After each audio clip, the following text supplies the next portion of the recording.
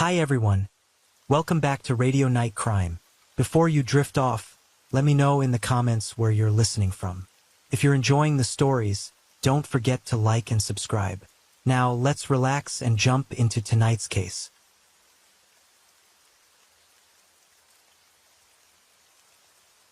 Story 1.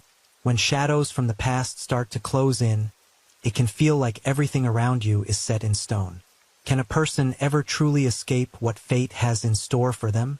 Today's story is about a family that disappeared overnight, leaving behind a string of unanswered questions and the lonely echoes of unfinished phone calls. This is the story of Melissa Wolfenberger, which began with a sudden unexplained disappearance and turned into a true tragedy.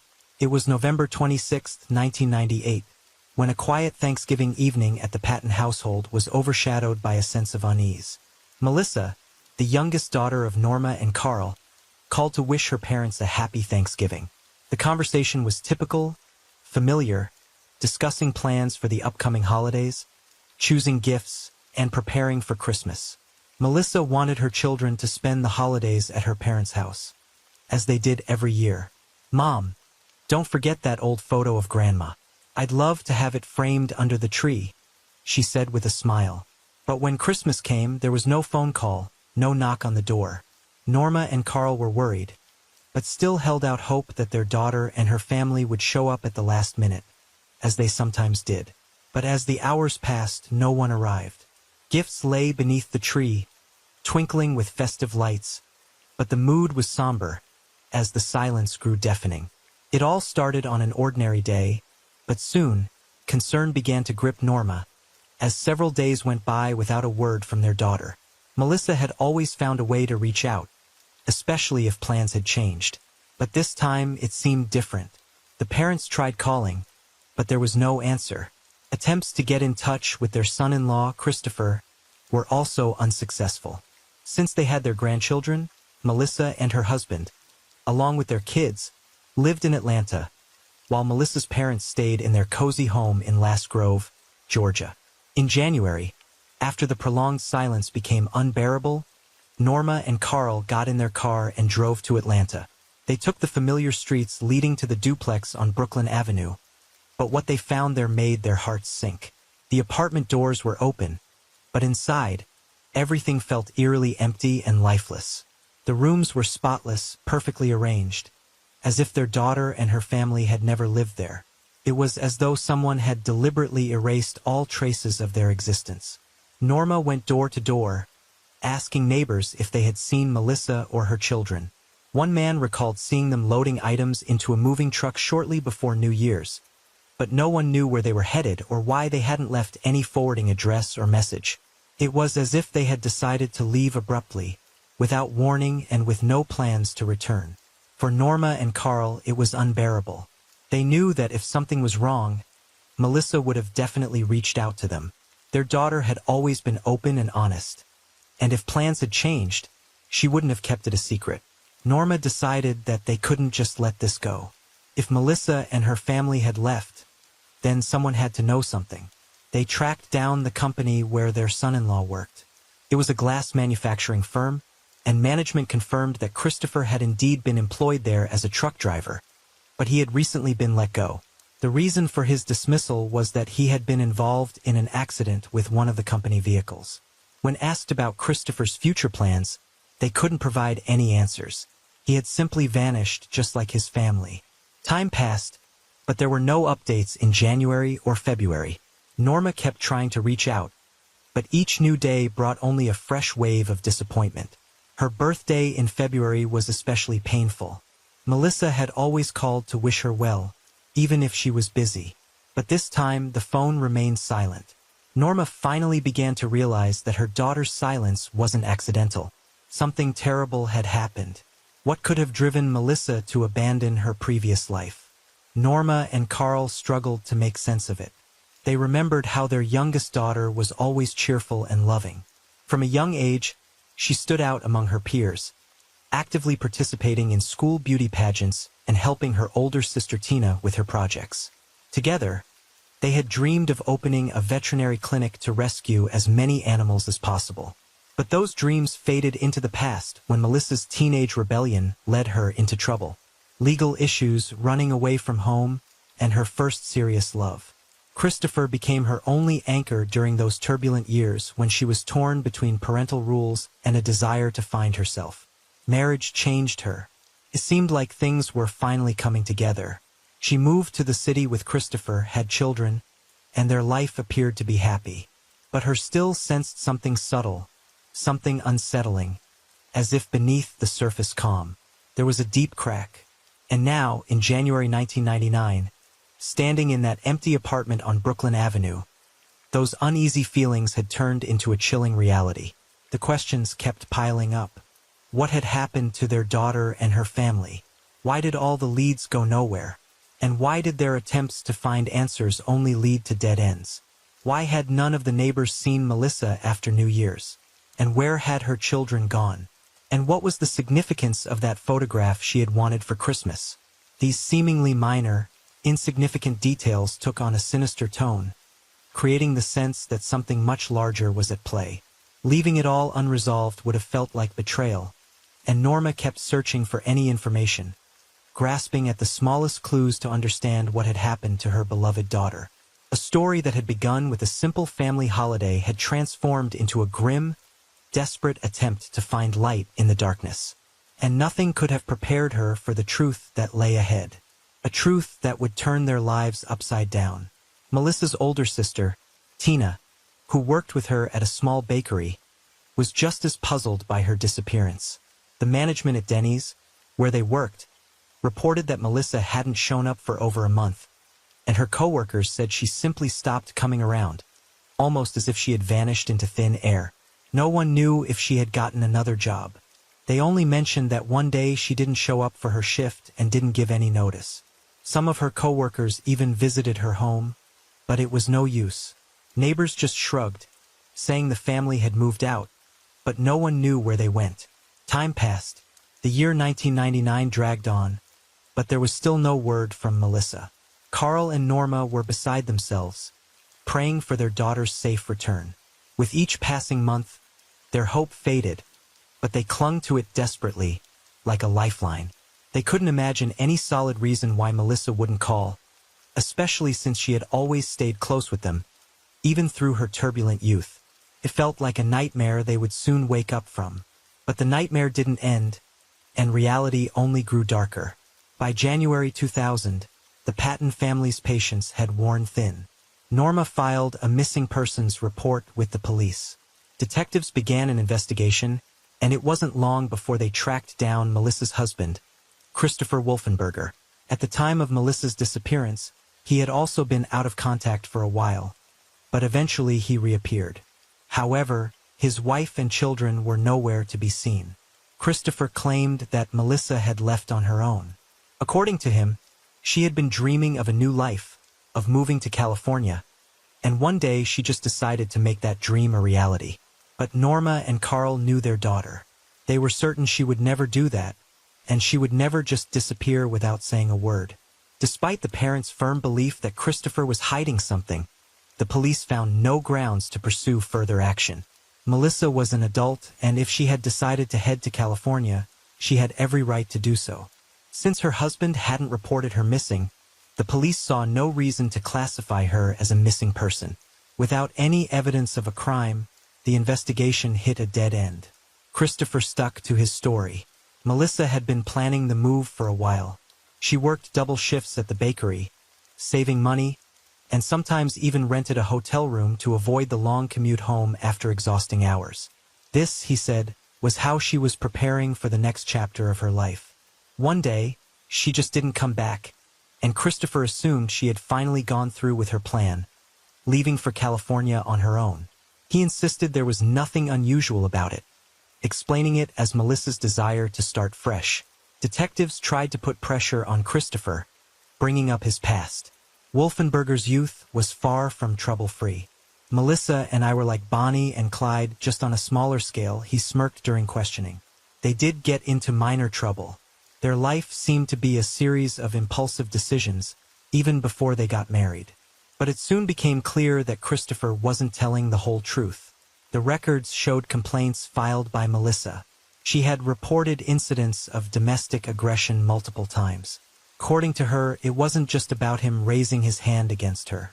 On one occasion, he allegedly gave her prohibited substances and dragged her down the street by her hair, ignoring her protests. When Christopher found out about these reports, he filed a counterclaim. The legal battle grew more complicated. At one of the hearings, Christopher asked for permission to speak with Melissa alone. After a brief conversation that no one else could hear, Melissa withdrew her complaint and returned home with him. "We have kids after all," was all she said. After Melissa's disappearance, Christopher did something unexpected. He moved out of their shared home and went to stay with relatives. The kids stayed with their paternal grandmother, and Christopher only visited them occasionally. It seemed like he was trying to distance himself from his old life. Little Christina and Joy quickly adjusted to life without their mother, and they only thought of their father when he would show up at his mother's doorstep. Norma Patton had never liked Christopher. She believed he was the reason Melissa ran away from home shortly after finishing high school. To her, this marriage was nothing but a source of disappointment and heartache. "He was never who he pretended to be," she often said, staring at photos of her daughter. Now that Melissa was gone, those words felt like a chilling prophecy. Her parents couldn't accept the idea that their daughter had simply walked away, leaving her life behind. What really happened to Melissa, and why were those who might have known the answer staying silent? As the fog of the past slowly lifted, a darker and more disturbing picture of the Wolfenberger family began to emerge, where happiness was nothing more than an illusion. In a conversation with detectives, Tina Patton recalled an incident from the past. She had noticed a bruise on Melissa's neck, shaped like a handprint. Melissa, usually composed and calm, broke down crying and begged Tina not to tell anyone. After that, one of Tina's friends wanted to confront Christopher man to man, but nothing ever came of it. It seemed like things had settled down, but it was only a facade of calm. Carl and Norma Patton couldn't accept the idea that their daughter had simply chosen to vanish without a word. Even if she had felt the need to leave her family, Melissa would have found a way to contact her parents. But as time passed, days and months turned into years, and there was still no trace of Melissa. A young woman, a mother of two, seemed to have disappeared into thin air. Christopher Wolfenberger, Melissa's husband, kept changing his statements. At first, he claimed the last time he saw Melissa was in December 1998, but during questioning in the spring of 2000, he suddenly stated that he had seen her on the street near their home in March or April of 1999. This inconsistency only deepened suspicions, but it didn't bring any clarity to the case. 5 years later, in 2003, the Patton family found themselves back in the spotlight. This time, it wasn't about Melissa, but Carl Patton himself. He had been arrested.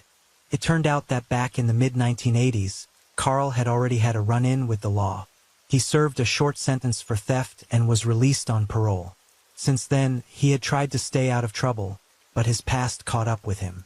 More than 2 decades after the crime, his involvement was confirmed through DNA testing. On February 23, 2003, Carl was arrested for the death of 31-year-old Liddy Mae Evans. In 1977, her body was found in a river, wrapped in a sleeping bag and chained to a concrete block. The cause of death was a gunshot wound to the head.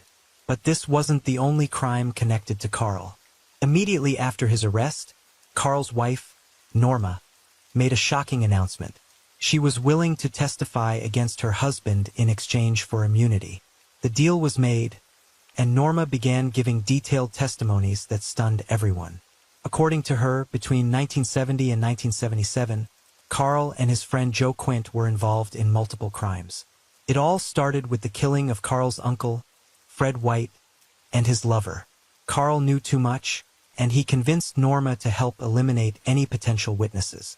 Norma recounted how, on December 17, 1977, Carl lured his uncle and his uncle's lover to their home, where he used a shotgun to end their lives. Afterward, he and Norma wrapped the bodies in sleeping bags, attached weights, and dumped them in the river. Norma cleaned the house, washed away the blood, and Carl burned the blood-stained couch in the backyard. But the trunk of their van, which had blood stains, wasn't cleaned. When investigators found blood traces in the trunk matching the victim's blood type, Carl and Norma were questioned. But at the time, there wasn't enough evidence to press charges. It wasn't until 25 years later that DNA testing confirmed Carl's involvement, and on February 23, 2003, Melissa's father was taken into custody. After Carl's arrest, rumors began circulating about his possible connection to Melissa's disappearance. Some speculated that she might have been a victim of her own father, who couldn't risk anyone in the family talking, but there was no direct evidence to support this theory. Carl denied having anything to do with it, insisting, "I would never harm my daughter. I only dealt with those who threatened my family." But everyone knew there was a harsh truth hidden behind those words. The suspicions surrounding Carl weren't just about Melissa's disappearance. There were rumors that he had ties to criminal organizations operating in the southern U.S. as far back as the 1960s. He had a reputation as a cold-blooded shooter, but he always denied any involvement. In 2003, during the investigation into the death of Fred White and his lover, Norma revealed that Carl acted out of greed. The official marriage of Fred White entitled his wife to an insurance payout, and she had hired Carl to take care of her unfaithful husband. These old cases were handled by Detective Bruce Jordan. After 25 years, he was able to catch and convict Carl Patton, but it wasn't enough. Now Carl, sitting behind bars, reached out to Jordan with a plea: "Find my daughter. Find Melissa." This statement was unexpected, from a man who seemed to have no regrets. Suddenly, there was a concern for his missing daughter. For Norma and Tina, this brought a glimmer of hope, but also a wave of new fears. They worried that Melissa's disappearance was no accident, and that the mystery shrouded in darkness for so many years could turn out to be even more horrifying. When news of the renewed Wolfenberger case hit the papers, Detective Bruce Jordan immediately took interest. For years, the story seemed frozen, but a sudden lead from the Atlanta morgue changed everything. A forensic expert called Jordan and informed him that they had been holding unidentified remains in their facility for 4 years, body parts found in different months of 1999, in the area where Melissa's family lived. Back in April of that year, a severed head had been discovered near the Wolfenbergers' home. 2 months later, limbs, arms, and legs were found in a wooded area nearby, packaged in trash bags. The torso was never recovered, and the remains were initially declared to belong to a male because they couldn't be properly identified. At the time, Melissa had not yet been reported missing, and so these gruesome discoveries were not connected to her disappearance. It was only later that the horrifying truth emerged: those remains belonged to her. When Bruce Jordan received the information, he picked up on crucial details. The head and limbs were found very close to the glass company where Christopher Wolfenberger had once worked. Norma Patton recalled hearing about the disturbing discoveries on the news, but back then, experts had assured everyone that the remains were male. It wasn't until years later, after DNA testing was performed, that it was confirmed the dismembered body was Melissa. Carl Patton, Melissa's father, received the news while in prison.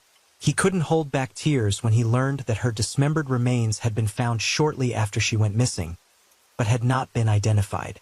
What truly devastated him was the fact that the DNA testing, which could have brought clarity to his daughter's fate, wasn't conducted until after his arrest, nearly 4 years later. When Norma first reported Melissa missing in early 2000, her remains remained unidentified until 2003. Critical time was lost, along with vital evidence that might have solved the case much sooner. Forensic analysis revealed that Melissa's neck had been cut with a saw, and her skull had been treated with bleach, which initially led experts to believe the remains were male. The same chemical made it impossible to determine whether the injuries were inflicted before or after death. Her head and limbs were packed in trash bags and scattered along busy roads, making it nearly impossible to track the perpetrator's vehicle. The exact time and cause of death remained unknown, as her torso was never found. Christopher was brought in for questioning again once his wife was finally identified. He assured investigators that he had always been cooperative and had provided all possible information years ago. According to him, he had no motive to harm Melissa. There was no insurance policy, no assets, no debts.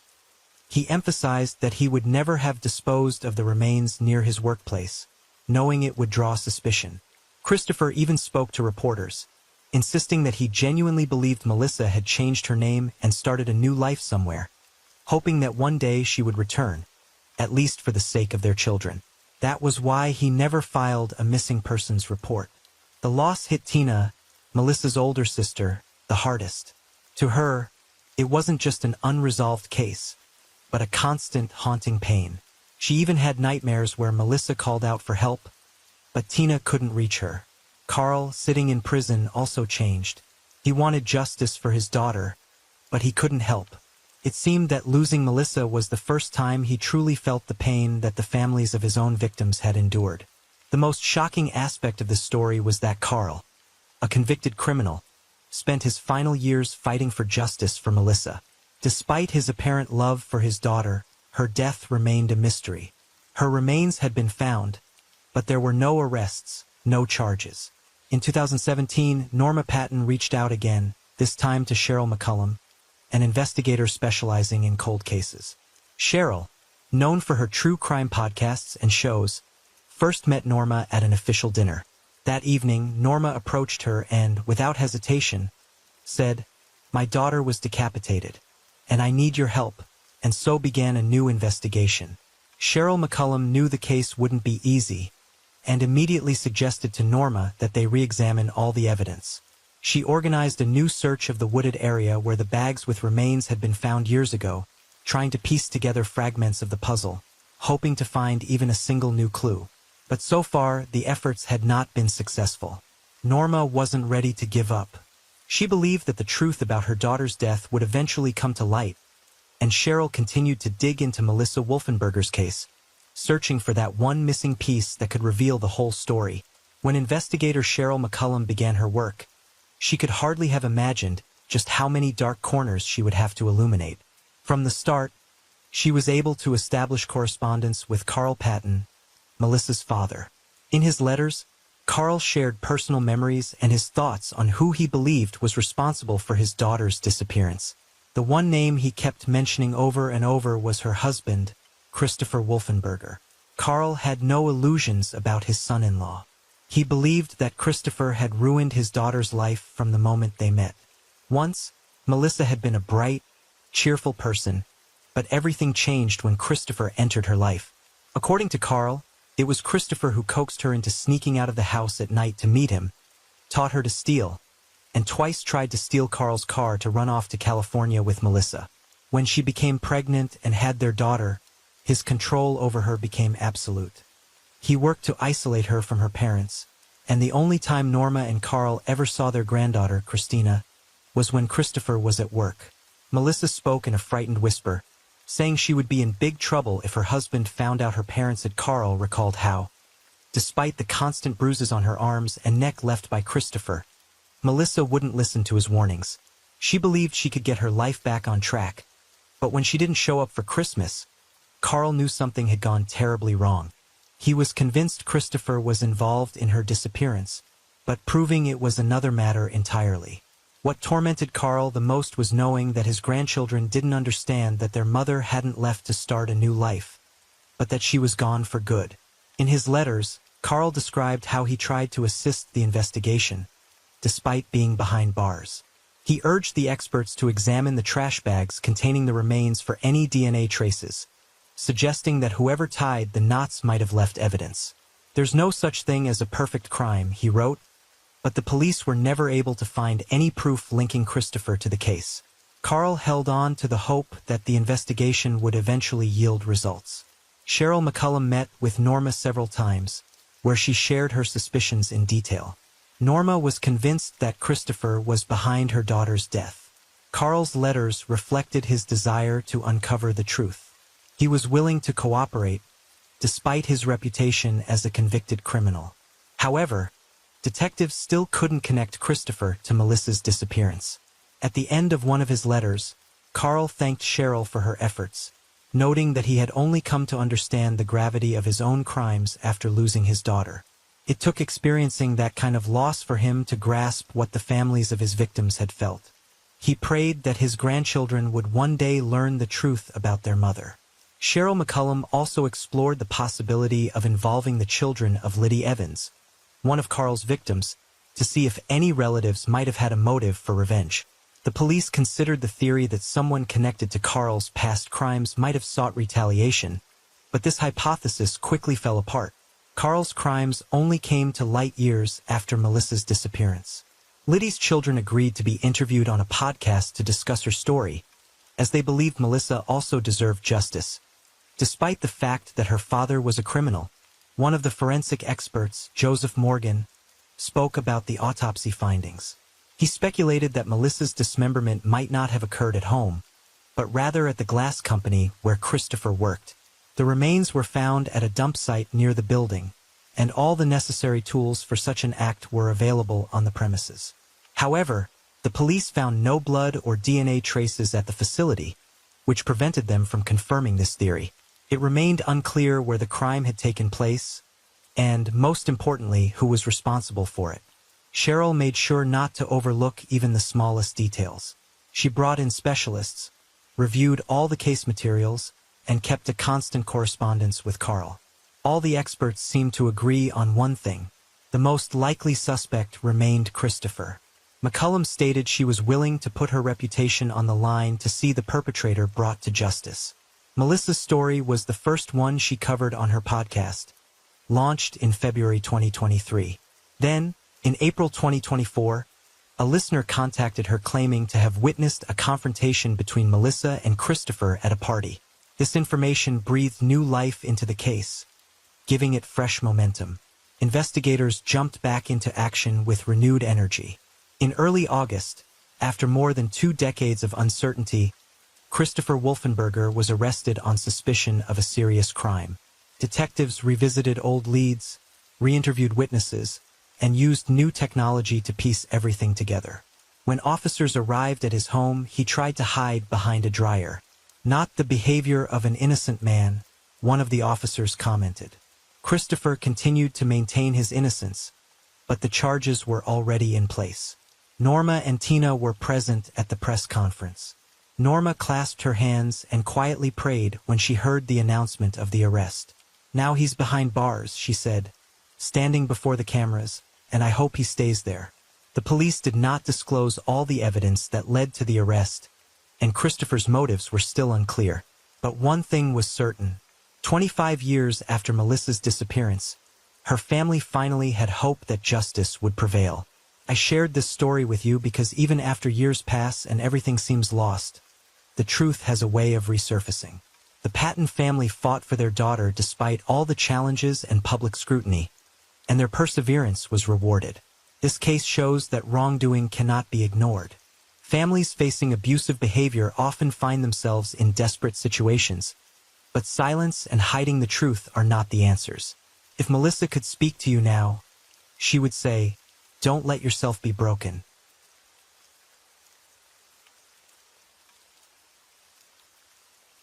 Story 2. Ayaz Kara disappeared on one dark autumn night, leaving behind only a trail of unsettling suspicions and unanswered questions. His family was in a state of shock, and his wife, Sevda, appeared deeply shaken. Yet soon, neighbors began to notice something unusual. A certain Dr. Levent was frequently seen at Sevda's home, and his interest in the Kara family seemed far deeper than what one would expect from an ordinary physician. It was the start of a grim story filled with deception, betrayal, and hidden motives that were soon to unravel. In 2015, in a provincial town in the southwest of Turkey, a married couple, Ayaz and Sevda, were living a seemingly stable life.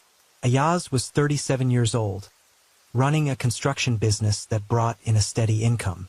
Sevda, who was 33, managed the household. The two had met back in college, where Ayaz studied engineering and Sevda pursued a degree in literature. Their lives were relatively peaceful, and they faced no major crises save for one significant struggle. They were unable to have children, a reality that had become a deeply personal heartbreak. Despite numerous attempts and consultations with various specialists, their dream of becoming parents never materialized. This failure put a constant strain on their marriage, sparking arguments and ongoing disappointment. Both Sevda and Ayaz were painfully aware that their happiness felt incomplete without children, yet all medical efforts proved fruitless. The added pressure from their relatives only made things worse, pushing both of them to the brink of emotional exhaustion. It was during this difficult time that they first heard about Dr. Levent. Levent had a reputation as a skilled physician specializing in infertility issues. At 42 years old, he was well regarded in the medical community for his expertise and unconventional treatment approaches. His methods combined standard medical practices with elements of alternative therapies, drawing in patients who had lost hope with traditional solutions. Although his clinic, situated on the edge of town, was modest in size, it was highly sought after by locals. When Sevda heard about Levent from a friend, she immediately believed this could be their last chance. Initially, Ayaz was skeptical. However, witnessing his wife's distress, he agreed to give it a shot. They sought out Dr. Levent for help. The doctor listened to their story intently, conducted thorough examinations, and then outlined a treatment plan that included both medication and lifestyle adjustments. The treatment lasted several months, and at last, Sevda discovered she was pregnant. This news was nothing short of a miracle for the couple, and they felt endlessly grateful to Levent. The doctor, however, continued to remain involved in Sevda's life, monitoring her condition and providing ongoing support. His presence extended beyond medical assistance. He visited their home frequently, helping Sevda navigate the challenges of her pregnancy. Over time, his visits became increasingly regular. Over time, the relationship between Sevda and Levent began to blur the lines of a typical doctor-patient dynamic. Ayaz was deeply involved in his work, doing everything he could to secure a stable future for his growing family. Meanwhile, Levent was there for Sevda in moments when she needed support the most. His visits became routine, and his presence in the house felt almost natural. Sevda had grown used to having him around, and what began as professional interactions gradually transformed into something more personal. Ayaz first grew suspicious when he unexpectedly returned home one day and found Levent in their living room. The doctor explained that he had stopped by to check on Sevda's condition. Although the explanation made sense, a nagging feeling lingered in Ayaz's mind. He soon began to notice that Levent's visits were becoming more frequent, and his wife's behavior grew more distant. Conversations between Ayaz and Sevda became strained, and the initial joy of expecting their baby started to give way to an unsettling sense of anxiety. Sevda and Levent continued to meet. Their interactions became increasingly secretive, and their encounters often happened when Ayaz was away at work. Levent visited under various pretexts, checking Sevda's health, bringing medications, or providing follow-up advice. Even during her pregnancy, Sevda and Levent managed to find moments of seclusion. The visits grew longer and more frequent, and Sevda made no effort to stop them, as their connection only deepened. Meanwhile, Ayaz could not shake the feeling that something was amiss. He observed that his wife was hiding things from him, but he struggled to figure out how to address his suspicions. One afternoon, Ayaz came home earlier than usual and once again found Levent there. The scene seemed ordinary enough, but the tension in the air was unmistakable. Levent offered another plausible explanation for his visit, and Ayaz had no choice but to accept it, yet the unease he felt was growing. He began paying closer attention to small details, how Sevda lingered in the kitchen when Levent was around, how she avoided answering his questions directly. The relationship between Ayaz and Sevda grew colder, and Ayaz felt trapped by unanswered questions and growing doubts. Levent, for his part, was well aware that the situation was becoming more precarious. He could see that Ayaz was getting increasingly suspicious. Yet, Levent had no intention of backing down. Perhaps he knew more than Ayaz could imagine, and he had his own reasons for staying involved. He kept pushing boundaries, testing how far he could go before everything spiraled out of control. Ayaz, on the other hand, became more consumed by his suspicions. He started watching his wife's every move, desperate to uncover the truth of what was unfolding in his own home. The tension within the family had reached a breaking point. Sevda and Levent continued to meet in secret, despite the escalating risks. Ayaz could feel his family slipping through his fingers, but was at a complete loss as to how to stop it. Meanwhile, Levent showed no signs of backing down, even as Ayaz's suspicions grew. He seemed determined to play out his dangerous game, not knowing where it might lead. As time passed, the atmosphere in the house grew increasingly tense. When Sevda's pregnancy became more noticeable, she and Levent finally stopped their clandestine encounters. The risk had become too great, and with Sevda's pregnancy now obvious, Levent ceased his visits under any pretext, and their connection abruptly came to a halt, as if it had never happened. Yet this did not bring peace to Ayaz and Sevda's home. The relationship between the couple became even more strained. Consumed by suspicion and inner turmoil, Ayaz tried to stay home as much as possible, searching for ways to reconnect with his wife. Despite his efforts, he couldn't shake the feeling that something between them had been irrevocably broken. Sevda, on the other hand, couldn't understand why Ayaz had grown so distant and cold. She struggled to make sense of his change in behavior, as the tension between them only deepened. One evening, following yet another silent dinner, Ayaz suddenly disappeared. Sevda realized he was gone from the house, which was highly unusual since he always let her know if he'd be late at work or had errands to run. This time, there was no phone call, no note. Worry began to gnaw at Sevda, though she tried to keep her anxiety under control. Days went by, and with no sign of Ayaz, Sevda had no choice but to report his disappearance to the authorities. The police launched an investigation, and Sevda was brought in for questioning. Her behavior immediately raised red flags for the investigators. She seemed overly anxious and frequently dodged direct questions about the state of her marriage. When asked about what might have caused her husband to vanish, she struggled to give a clear response. Queries about her association with Levent made her visibly uneasy. Sevda denied having any relationship with Levent beyond medical consultations, but her statements came off as shaky and unconvincing. Detectives began scrutinizing all of Ayaz's connections, examining both his business dealings and personal relationships. They discovered that Ayaz had been spending an unusual amount of time at home, which stood out given his typically demanding work schedule. This detail only added to the growing mystery surrounding his disappearance. Sevda maintained that she knew nothing, but her nervousness and erratic behavior continued to trouble the investigators. One of the investigators, carefully reviewing surveillance footage from the cameras set up around the house, came across several moments that didn't line up with Sevda's statements. He noticed that Levent's visits were frequent, and the way they interacted appeared much too familiar for a simple doctor-patient relationship. This discovery pushed the investigation to dig deeper into the nature of Sevda and Levent's connection. Soon, Sevda became a prime suspect, with investigators suspecting she might have had a role in her husband's disappearance. The police continued calling her in for questioning, pressing her about her activities and interactions in the days leading up to Ayaz's vanishing. Sevda's answers grew more inconsistent, and her nervous demeanor only fueled the suspicions of law enforcement. Levent was also drawn into the investigation, and authorities began searching for him to understand his involvement in this increasingly convoluted case. Months passed since Ayaz had disappeared. Despite extensive efforts, the search yielded few concrete leads. Investigators chased down numerous angles. They traced Ayaz's connections, analyzed his business dealings, and combed through his personal messages. But every lead seemed to hit a dead end. Friends and colleagues were interviewed, yet no one could provide any valuable insight. Meanwhile, Sevda's strange behavior during questioning continued to raise red flags.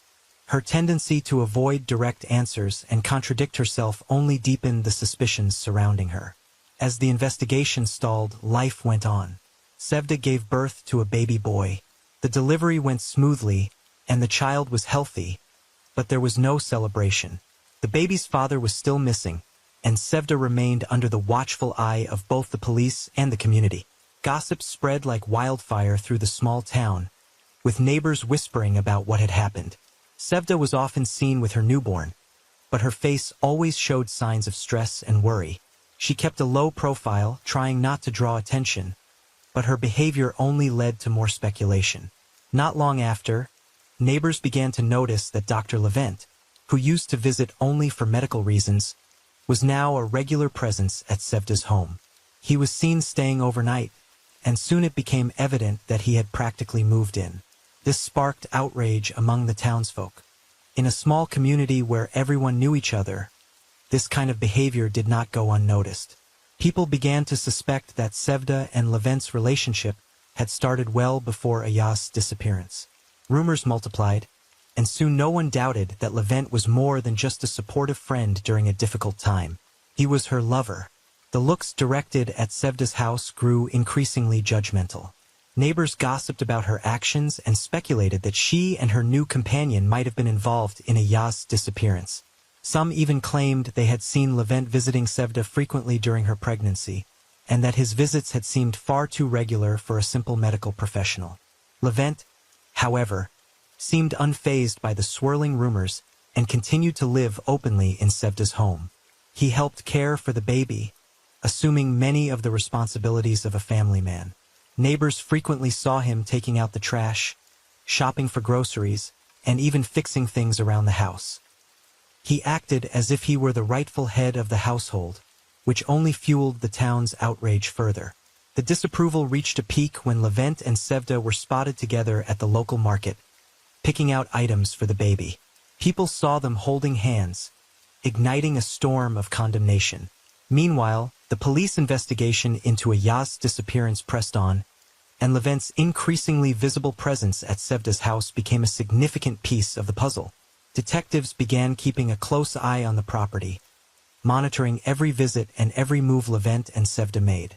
The suspicions that they might somehow be involved in Ayaz's mysterious disappearance grew stronger. Yet, without any concrete evidence, authorities struggled to find a clear link that would tie them directly to the case.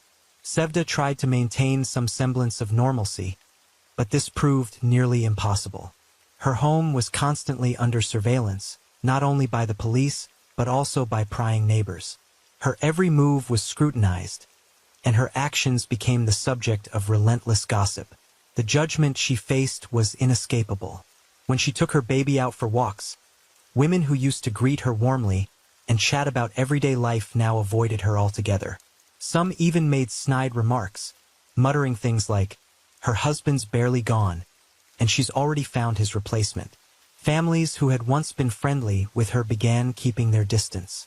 Levent, for his part, did not engage in any confrontations.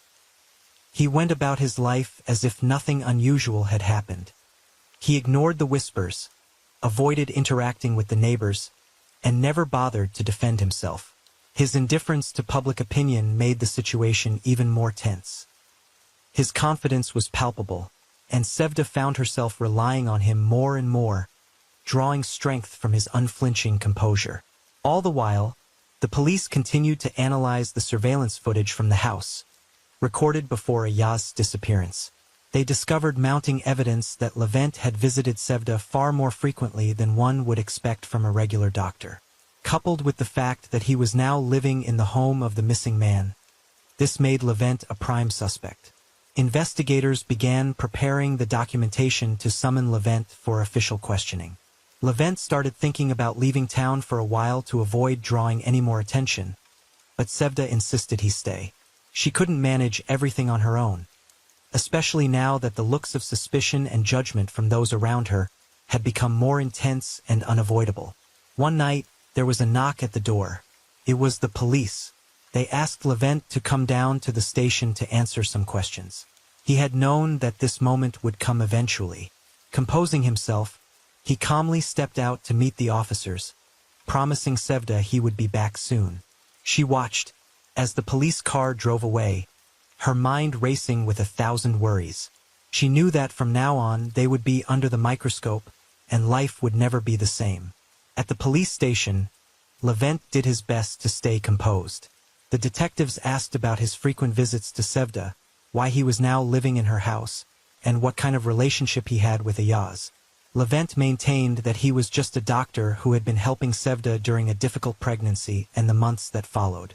He denied having any involvement in Ayaz's disappearance, but the investigators weren't satisfied with his responses. They kept pressing, searching for inconsistencies in his story. Meanwhile, new rumors began to circulate in town. People whispered that the police were finally getting serious about the case, and that Levent might even face arrest.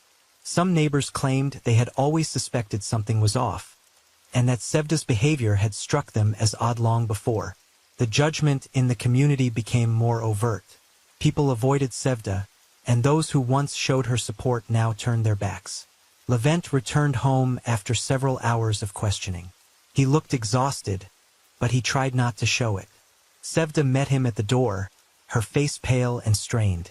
She didn't ask any questions, but the fear in her eyes was unmistakable. Levent knew that they were now in real danger, and the situation was more critical than they had imagined. The police clearly weren't going to let them off the hook, and every move they made would be under heavy scrutiny. In the weeks that followed, the tension only grew. Levent tried to carry on as if everything was normal, but the pressure from both the authorities and the community was becoming unbearable. Sevda rarely left the house, choosing to avoid any encounters with neighbors. She knew their lives had become a constant state of waiting for disaster. The sense of safety they once had was long gone, and every new meeting with the police only deepened their fear. After weeks of relentless questioning, Levent and Sevda realized there was no point in denying their relationship any longer. The pressure from the police, the judgmental stares from their neighbors, and the endless stream of suspicions had made their lives unbearable. They decided to admit the truth. They were indeed living together and had developed a relationship, but they insisted they had nothing to do with Ayaz's disappearance.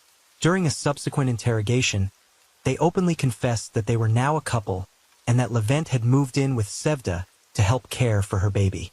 They explained that their feelings for each other had grown too strong to ignore, but claimed their relationship had begun only after Ayaz had vanished, and they denied any involvement in his disappearance. The police listened to their admission with skepticism.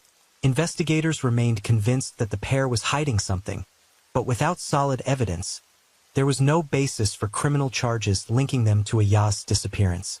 Nonetheless, Sevda and Levent's admission about their romantic involvement added another layer of tension to the case. The investigation intensified, and now every move they made was under close scrutiny. As Sevda and Levent continued to live together, they were all too aware that their existence had become a never-ending nightmare, with each new day bringing fresh suspicions and more inquiries. Meanwhile, Ayaz's family refused to stand by and wait. His parents and younger brother, Mehmet, took matters into their own hands, launching their own investigation. They were certain that Sevda and Levent knew more than they were admitting, and firmly believed that Ayaz couldn't have disappeared without foul play. Mehmet, in particular, was relentless. He spent hours talking to neighbors, gathering information, and analyzing it for any potential leads. He was determined to uncover the truth, and held on to the belief that Sevda and Levent had some connection to his brother's disappearance. One day, Mehmet received a tip from a neighbor who mentioned that on the night Ayaz disappeared, a suspicious van had been spotted near the house. At first, no one had thought much of it, but now that detail seemed significant. Mehmet began asking around, and several neighbors confirmed seeing the van. It had been parked not far from the house, and there were people inside. Nobody knew who they were, but the timing aligned with Ayaz's sudden disappearance. Mehmet pursued every lead related to the van and soon found someone who could give a more detailed description. It was an old, white van with no identifying markings. The witness also mentioned seeing people loading large bags or heavy-looking items into the van that night. This revelation felt like a breakthrough for Mehmet. He compiled all the information he had gathered and turned it over to the police. The authorities took the tip seriously and began to follow up. They discovered that a van matching that description had previously been flagged for suspicious movements in the area, giving the investigation a new and critical direction. The investigation was beginning to piece together the clues they had gathered. The police started checking surveillance cameras around town that might have captured the movement of the van. Before long, they found footage from one of the cameras, which showed a white van driving late at night down a road near Ayaz and Sevda's home. This footage became a crucial piece of evidence, potentially shedding light on the circumstances of Ayaz's disappearance. Authorities quickly set out to track down the van's owner, and their efforts soon paid off. They discovered that the van was registered to someone connected to Levent, a man named Emre, who had previously worked as a driver for Levent's clinic. This revelation was a game-changer for the investigation. Emre was promptly brought in for questioning. At first, he adamantly denied any involvement in wrongdoing, but under pressure, his story began to unravel. Detectives noticed inconsistencies in his account and pressed him further, narrowing their line of questioning. Eventually, Emre broke down and admitted that he had indeed assisted Levent on that night. He claimed he hadn't been aware of the full details and had simply been told to help move some items.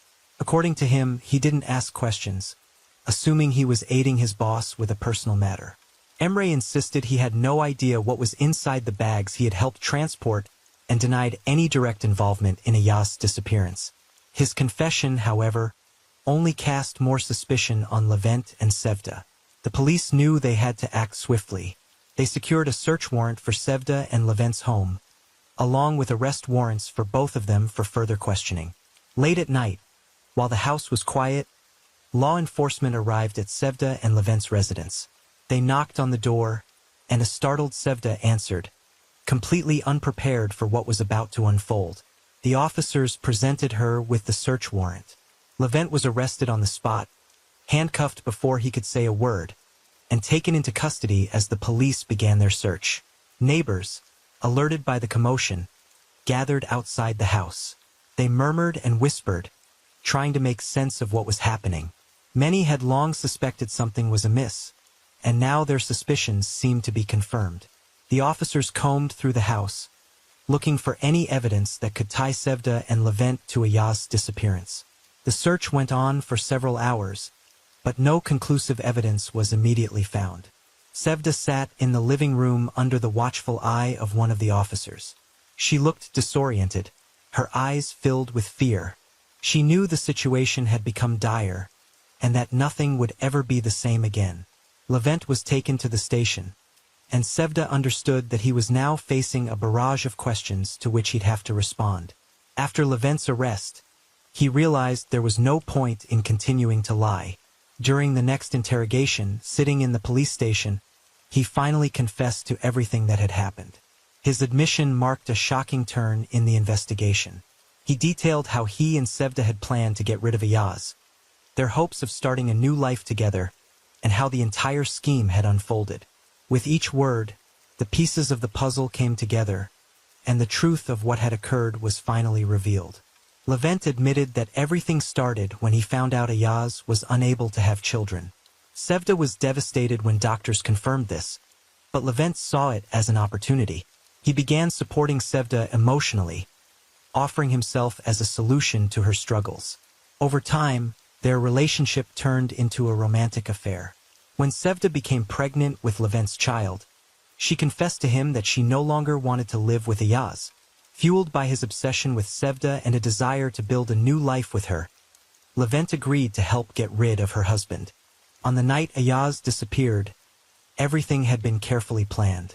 Levent had arranged for his former driver, Emre, to assist with the transportation. The van was parked nearby, and they had chosen a night when Ayaz was coming home later than usual. Levent entered the house under the pretense of checking on Sevda, and they acted swiftly. While Ayaz was in the living room, Levent struck him over the head, rendering him unconscious. Ayaz never had the chance to realize what was happening. Emre then pulled up to the house, and together, he and Levent loaded Ayaz's body into the van. Meanwhile, Sevda kept watch, ensuring that no one witnessed what they were doing. They wrapped Ayaz's body in large plastic bags to hide it and to avoid leaving evidence behind. They drove out to an abandoned area on the outskirts of town, where Levent and Sevda had already prepared a shallow grave. There, they disposed of Ayaz, leaving his body buried in a remote forested area. The bags, which neighbors had noticed being loaded into the van, were used to conceal any traces and ensure there was no direct contact with the body. Levent explained that they did it to be together. Sevda had been deeply unhappy in her marriage, and he was willing to do anything for her and their future child. In his mind, there was no other way to remove Ayaz from their lives. He and Sevda both hoped that Ayaz's disappearance would remain unsolved and that no one would ever link them to the crime. As the police listened to Levent's confession, They immediately began preparing to arrest Sevda. Levent seemed resigned, understanding that their lives had ended the moment they decided to commit the crime. He made no attempts to justify himself, knowing there was no defense for what they had done. Following his confession, the police conducted another search of Sevda's home, leading to her arrest. Sevda was taken into custody right from her house, with the neighbors gathered outside, watching as the scene unfolded. When Sevda found herself at the police station, she couldn't withstand the pressure and ended up confessing as well.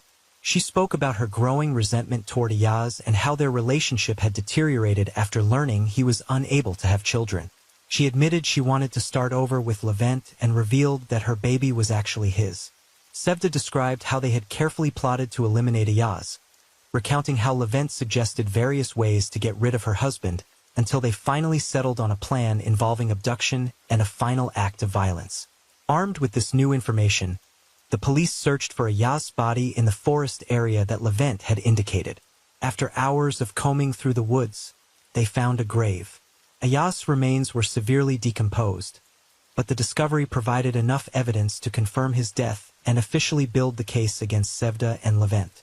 A forensic examination revealed that Ayaz had suffered a fatal head injury, consistent with Levent's account of striking him during the attack. Once the autopsy was completed, Ayaz's body was returned to his family for burial. The funeral was a somber and heart-wrenching affair. Ayaz's parents and younger brother could not hold back their tears. Though they knew Sevda and Levent were responsible for his death, they at least had the small solace of being able to lay their son and brother to rest. Many townspeople came to pay their respects, and the atmosphere was thick with grief and a sense of collective shock. People struggled to comprehend how such a horrific act could happen in their quiet community, and how two individuals they had known could commit something so unthinkable. The trial of Sevda and Levent attracted widespread public and media attention. In court, Levent admitted his guilt, claiming he had acted out of love for Sevda and a desire to provide a better life for her and her child. Sevda also admitted her involvement, but tried to portray herself as a victim of circumstance, claiming she had been pressured into going along with the plan.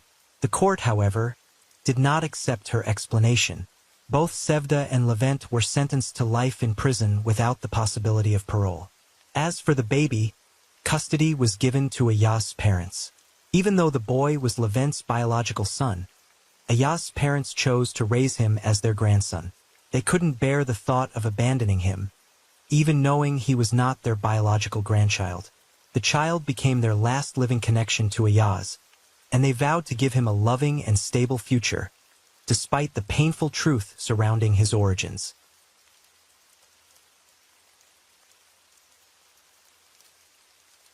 Story 3. In September of 1993, an Italian high school student named Elisa Claps vanished without a trace in her hometown of Potenza. For nearly 2 decades, she remained a missing person. The last confirmed sighting of Elisa was at the local Holy Trinity Church, where she had met up with an acquaintance. It's often said that a dangerous criminal with a twisted mindset is not easy to identify among ordinary people. They have a frightening ability to blend in, appearing entirely normal, average, and unremarkable to those around them. Even more unsettling is their knack for covering their tracks, leaving crime scenes meticulously free of evidence. This is precisely why law enforcement can struggle to catch these perpetrators, often taking years to identify and apprehend them, during which time they may continue their horrific acts. Now let's delve into another unsettling case.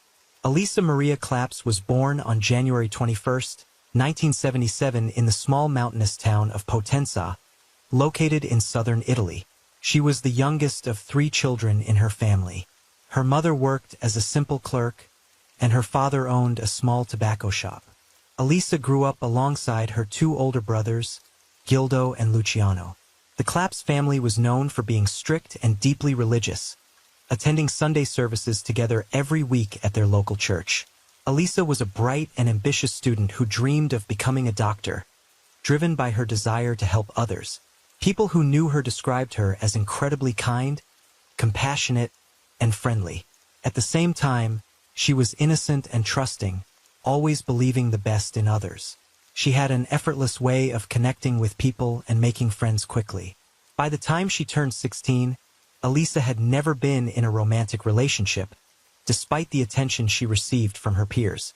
With her warm smile and long, beautiful hair, she was certainly noticed by the boys at school. Yet, coming from a religious household, she politely declined all invitations to go on dates. A disturbingly persistent admirer. In early summer of 1993, a local man named Danilo Restivo began showing persistent and unwanted interest in Elisa. Danilo was 5 years older, and unsettling rumors about him circulated through the town. Elisa tried to keep her distance from this peculiar individual, who often attempted to lure her into isolated places whenever he had the chance. Her upbringing and natural kindness made it difficult for her to be harsh or dismissive, and Danilo seemed to misinterpret her politeness as encouragement. Elisa wrote about Danilo in her personal journal, admitting that he frightened her, but also evoked a strong sense of pity. She noted how he appeared lonely and troubled, which is why she always made an effort to be courteous, even though she was careful never to be alone with him. Whenever she interacted with him, she found an excuse to leave as soon as possible, often claiming she had important errands to run. In mid-August that year, the Claps family went on a vacation to Monte Giordano, a quiet seaside town. One day, while strolling through the peaceful streets with her brother Gildo, Elisa suddenly froze. Danilo was approaching them, and she gripped her brother's hand tightly, signaling him not to leave her side. Danilo greeted Elisa as if they were old friends, and even insisted he needed her assistance with something, asking her to come with him. Gildo immediately sensed something was wrong. Making up an excuse, he led his sister away. Later, he asked Elisa why she had reacted that way, and whether Danilo had hurt her. Elisa confessed that the man had been following her and that she was terrified of him, even though he had never harmed her physically. On September 11th, at around 5 p.m., the Claps family's phone rang. Elisa answered, and her demeanor quickly changed as she spoke to the person on the other end. Her expression became increasingly somber and agitated, which did not go unnoticed by her brother. When Elisa hung up, Gildo asked who had called. She admitted that it was Danilo. When Gildo offered to confront him, Elisa firmly refused, insisting she could handle it herself. She didn't want to create trouble for anyone, and believed she had everything under control. The mysterious disappearance at church on Sunday, September 12, 1993, Elisa's parents and brothers left early for a day trip to Naples, located about 90 miles from Potenza. Elisa had stayed behind, planning to attend morning service at the local church with her close friend, Elena. The plan was for both girls to head back to the Claps home for lunch afterward. At around 10:30 a.m., Elisa left her house and headed toward the church. By noon, her family had returned from Naples, and her mother prepared lunch while everyone waited for Elisa and Elena. But as time passed, the girls still hadn't come home. At 1:45 p.m., there was a knock at the door. Elena stood on the doorstep, looking anxious. She asked if Elisa had come back yet, explaining that they had gotten separated at the church and lost sight of each other. Elena said she assumed that Elisa had gone ahead to her house, but her story seemed shaky, and she fidgeted uncomfortably, as if she were hiding something. When the family told her that Elisa was still missing, Elena became even more distressed. Under pressure, she finally admitted that she hadn't been honest. In reality, Elisa had stayed behind to speak with a young man after the service. It was supposed to be a brief conversation, no longer than 10 minutes, and the two girls had arranged to meet afterward at the park before heading to lunch. But Elisa never showed up, neither after 10 minutes nor after an hour. As the conversation went on, Elena reluctantly revealed that the young man Elisa planned to meet was named Danilo. Hearing this, Gildo's face grew pale. He immediately warned his parents and brother that Elisa could be in serious danger, and that they needed to start searching for her right away. Who was Danilo Restivo? Danilo Restivo was born on April 3, 1972, in Eris, a small commune in the Trapani province on the island of Sicily. He was the youngest child in a relatively wealthy family. Growing up, he was spoiled and accustomed to getting whatever he wanted, learning early on that he would never face real consequences for his behavior. His father always came to his defense, no matter what trouble he caused. In the early 1980s, the Restivo family moved to Potenza, where Danilo's father Maurizio established a highly successful business. Within a few years, Maurizio became one of the city's wealthiest and most influential figures, forging strong connections with local law enforcement and government officials. During his school years, Danilo was known for being odd, rude, and disturbingly aggressive. He was a withdrawn and cruel child, infamous for mistreating animals, a behavior that seemed to give him a twisted sense of satisfaction. He also had a troubling obsession with sharp objects.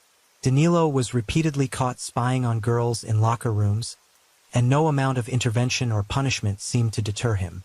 He continued these behaviors with a stubborn, almost compulsive determination, showing no remorse or desire to change. Danilo Restivo was a loner, largely avoided by his peers, and had no real friends. He had an unnerving habit of carrying scissors with him everywhere, and would often cut locks of hair from unsuspecting girls. Despite multiple complaints from parents, this disturbing behavior went unpunished. Danilo would take his trophies home, amassing a sizable collection of hair clippings. His family, oddly enough, seemed to dismiss this behavior as mere childish mischief, failing to see any red flags. As Danilo grew older, his behavior became increasingly alarming. His cruelty extended beyond mistreating animals. He seemed to crave causing pain to people. He continued to struggle with social interactions, particularly with girls, toward whom he often displayed aggressive tendencies and attempts to intimidate or hurt. The first victim, Danilo, had a younger cousin named Sonia, who was about a year and a half his junior. They attended the same school and often walked home together after classes. Danilo would frequently invite her to secluded areas, coming up with various excuses to lure her away. However, Sonia was wary of her cousin. Her instincts told her to be cautious, and her mother had explicitly warned her never to go anywhere alone with him. In the spring of 1987, Danilo finally managed to convince Sonia to follow him, promising to show her a secret hideout. Sonia, sensing something was off, decided to bring her 11-year-old younger brother, Angelo, along for safety. After school, the three of them ventured into a wooded area where an old, abandoned shack stood. Danilo suggested playing a game that involved blindfolding the participants. Trusting him for a moment, Sonia and Angelo agreed, and Danilo tied blindfolds over their eyes. A tense silence followed. Growing uneasy, Sonia adjusted her blindfold slightly to peek, and saw something terrifying. Her cousin pulling a pair of scissors out of his backpack and moving toward Angelo, preparing to strike. Sonia screamed as loudly as she could, startling her younger brother. Angelo, who still had his eyes covered, reacted instinctively, jerking away just as Danilo's hand swung downward. Instead of landing on his neck, the scissors slashed his shoulder. The sight of blood and Sonia's piercing screams seemed to stun Danilo, giving the children the precious seconds they needed to escape.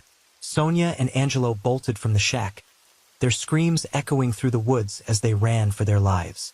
Danilo chased after them, shouting threats and demanding they keep quiet about what had happened.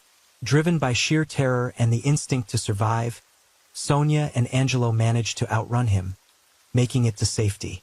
The parents of the injured children were horrified by what had happened. They rushed Angelo to the hospital, where doctors managed to provide life-saving care just in time. The boy had lost a significant amount of blood and came dangerously close to losing his life, but he ultimately survived. That very day, the parents filed a report with the local police, pressing charges for attempted assault with deadly intent. However, the case was swiftly swept under the rug and Danilo faced no real consequences. Rumor had it that his father used his considerable influence to protect his youngest son. Mr. Restivo, with the support of a local priest, promised Angelo's family that Danilo would be sent to a psychiatric facility for mandatory therapy to prevent any future incidents. Additionally, he covered Angelo's medical expenses and paid the family a substantial sum in compensation. Not long after, Sonia and Angelo's parents decided to move their family to Naples to escape any further contact with their dangerous relative. Despite his solemn promises, Danilo's father never followed through on his pledge. Danilo was not sent for treatment and never even saw a specialist. Mr. Maurizio Restivo was too concerned that a formal psychiatric evaluation might label his son as mentally unstable or a danger to others, which would irreparably damage his own reputation and social standing. A dangerous favorite, Danilo was expelled from 4 different schools due to repeated complaints from students and about his aggressive and threatening behavior. In the end, he had to resort to homeschooling in order to complete his education and earn his diploma. At 18, Danilo was called up for military service, as he was technically deemed fit to serve.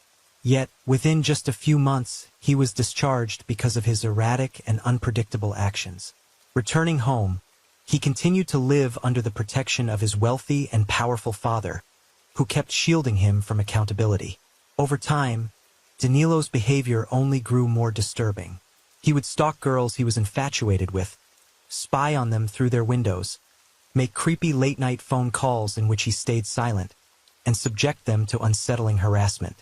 His attempts to express romantic interest often escalated to aggressive behavior, such as trying to cut off locks of their hair or luring them to deserted locations. When these girls rejected his advances, Danilo responded in alarming ways, sending them packages containing fake explosive devices labeled with words like boom or letters detailing his unsettling fantasies. No amount of complaints to the authorities seemed to make a difference, as Danilo's father always stepped in to protect him. With this constant cover-up, Danilo felt invincible and beyond the reach of the law. To outsiders, he appeared relatively harmless, more like a local oddball than a manipulative or dangerous individual. This deceptive appearance is what evoked pity in people like Elisa, who felt a sense of compassion for him and even wished she could help. The search for the missing girl leads to the church. Elisa's parents and brothers wasted no time in launching a desperate search. Their first stop was the local church where she had last been seen. According to her friend, Elisa had planned to confront Danilo Restivo that day to ask him to leave her alone and stop seeking her out. Several witnesses were quickly found who confirmed seeing the high schooler talking to Danilo outside the church, but none of them could say where the two had gone afterward. Elisa's mother attempted to call the Restivo household, hoping to speak with Danilo. However, Danilo's father, Maurizio, answered the phone and refused to let her speak with his son. Growing increasingly alarmed, the Claps family drove to the Restivo residence, but no one came to the door. Running out of options, they contacted law enforcement to report Elisa as missing. When officers arrived at the Restivo house, they were met by Maurizio, who claimed that his son had left for Naples on some errands and wouldn't be back until the following day. Yet, it wasn't long before authorities discovered Danilo was actually at home. Returning to the house, the police insisted on speaking with Danilo and brought him to the station for questioning. They had to do so because his father repeatedly interfered, making it difficult to get clear answers. Danilo's story was full of inconsistencies. He admitted he had spoken with Elisa at the church, but claimed she had left soon afterward, while he remained there to pray. His account was vague and riddled with contradictions, and his visible anxiety made it clear he was not being honest. Danilo couldn't account for his whereabouts after leaving the church and couldn't produce the clothes he had been wearing that day, which he appeared to have gotten rid of. Investigators also discovered a pair of his shoes soaking in a tub filled with bleach, where they had been left for nearly 2 days. Naturally, any potential traces of blood had been destroyed. Detectives also noted a suspicious cut on Danilo's hand, which he couldn't adequately explain. He claimed he had tripped and cut himself on something sharp while walking away from the church, but he was unable to specify the location of the incident. Moreover, the wound appeared to have been inflicted by a sharp blade, which made his story even less credible. The prosecutor protects the suspect despite Danilo's evasive behavior, refusal to provide his clothes and shoes for analysis, and his tangled web of inconsistent statements. His father acted swiftly to defend him. Maurizio immediately hired 2 of the best defense attorneys from Naples to represent his son. Faced with these obstacles, the police handling the case sought permission from the city's chief prosecutor to obtain a warrant. They needed legal authority to search the suspect's home and to seize his clothing and footwear, hoping to find any evidence that could link him to Elisa's disappearance. Despite overwhelming evidence pointing toward Danilo's involvement in the disappearance of the young girl, the the city's chief prosecutor displayed a surprising level of indifference. He refused to issue a search warrant for Danilo's home or the church where Elisa was last seen. The search of the church was only a superficial one, and the main priest, Father Domenico Sabbia, adamantly denied access to the locked upstairs room, which was secured by a wooden staircase and padlocked. Even when pressured, the prosecutor declined to grant a warrant to thoroughly investigate the church and its adjoining rooms. Suspiciously, Father Domenico spoke of Elisa in the past tense from the beginning, almost as if he already knew she was no longer alive. 3 weeks after Elisa's disappearance, the case made local news, with a segment highlighting Danilo as the prime suspect and displaying his photograph. Following this broadcast, the police station received dozens of calls from women who described being stalked and harassed by Danilo. They revealed that he had a disturbing obsession with women's hair and was known to carry scissors, attempting to discreetly cut off strands of hair from unsuspecting victims on city streets, in parks, and even on public transportation. Thanks to the perseverance of dedicated investigators, they finally managed to charge Danilo with providing false statements in the spring of 1995. He was sentenced to 2.5 years in prison. However, he served less than 2 months behind bars before his sentence was commuted to community service, ironically at the very same church where Elisa had disappeared. A new prosecutor and a fresh investigation. The investigation into Elisa's disappearance stalled until 1999, when police arrested the leader of a criminal organization. Although he knew nothing about Elisa's case, he divulged damning information about the city's chief prosecutor. According to him, the prosecutor was involved in corruption, accepting bribes, covering up crimes, and intentionally derailing investigations when asked. While these allegations were considered hearsay, and the informant was later charged with defamation, they prompted a significant change. A new prosecutor and lead investigator were assigned to Elisa's case, and they essentially started from scratch. This time, they were finally granted a search warrant for Danilo's house. Although the specific clothing and shoes he had worn on the day of Elisa's disappearance were nowhere to be found, the search uncovered something alarming. Danilo had amassed a substantial collection of hair strands from numerous girls carefully kept in his room. Under Danilo's bed, investigators found a large box filled with photographs of nude and semi-nude women. He had taken these photos himself, spying on his victims in locker rooms, fitting rooms, showers, and even through the windows of their homes. Disturbingly, he also kept a separate set of images depicting women with amputated limbs. It was clear that he had serious psychological issues, but none of this provided any new leads in the case of the missing Elisa Claps. When police tried once again to search the church 6 years after Elisa's disappearance, Father Domenico remained adamant about not allowing them to access the locked upstairs room. He went to great lengths to prevent the search, leveraging his connections and framing the investigation as an attempt to desecrate a sacred space, even rallying churchgoers against the officers. The move and a letter from the beyond with no solid evidence against Danilo. Even after the renewed investigation, he eventually left his hometown and embarked on an extended journey through Europe. He continued to stalk women, cutting their hair whenever he had the opportunity. However, without his influential father's protection, he had to be more cautious. If his actions risked legal consequences, Danilo would quickly relocate to another city or even another country. In the early 2000s, the Claps family received an unexpected letter, supposedly written by Elisa herself. The message claimed she was alive, well, and had run away with a romantic partner, with whom she was now living in Brazil. The writer asked her family not to look for her or try to make contact. But the handwriting was unmistakably different from Elisa's. Anyone could see the discrepancy just by comparing it to her school notebooks and personal diary. Furthermore, the letter was riddled with glaring grammatical errors, suggesting that whoever wrote it was poorly educated. The Claps family conducted their investigation and, unsurprisingly, their suspicions led straight to Danilo. He had been visiting his parents at the time and had somehow decided to fabricate the letter, pretending to be Elisa, in a failed attempt to mislead her loved ones. A new victim on November 12, 2002, the quiet British town of Bournemouth was rocked by the brutal crime that claimed the life of 48-year-old Heather Barnett.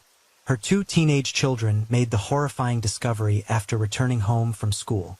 Heather's lifeless and mutilated body was found on the bathroom floor, lying in a pool of blood. Her throat had been slashed and her skull showed signs of multiple blunt force trauma, likely inflicted with a hammer. The most disturbing aspect of the crime, however, was that her breasts had been removed and placed beside her head. In Heather's hand was a lock of hair that did not belong to her. This hair had not been ripped out in a struggle, it had been neatly cut with scissors. Additionally, some of Heather's own hair had also been trimmed. These eerie details suggested that the crime might have been ritualistic in nature. Investigators soon turned their attention to Heather's peculiar neighbors, Fiamma Marsango, and her husband, Danilo Restivo. The couple lived next door, separated only by a thin wall from the victim's home.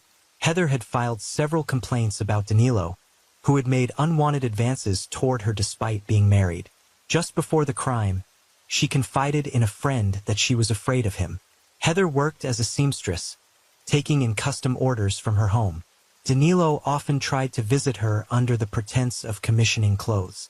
He never placed any specific orders, but was insistent on coming inside to discuss details.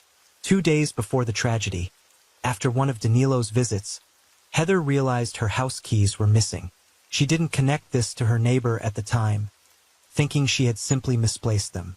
Unfortunately, she hadn't yet gotten around to changing the locks. Danilo was one of the first people at the scene, arriving even before the police and emergency responders. He claimed he had been returning home when he heard the terrified screams of Heather's children and rushed over to help. Although officers brought him in for questioning, they quickly released him, as he came across as clumsy and harmless. However, Heather's children pointed to him as a person of concern, revealing that they also felt uneasy around their strange neighbor and mentioned the missing keys after his most recent visit. With no immediate grounds to search Danilo's home, the police decided to keep a close watch on him. It wasn't long before they caught him in an unsettling act.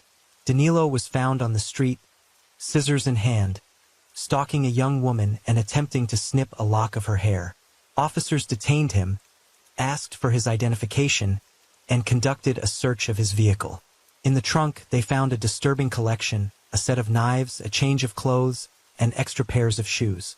This, combined with his suspicious behavior, finally provided enough evidence to obtain a warrant to search his house. Investigators got a shocking surprise when they searched Danilo Restivo's home. They found several albums filled with locks of hair that he had cut from various women.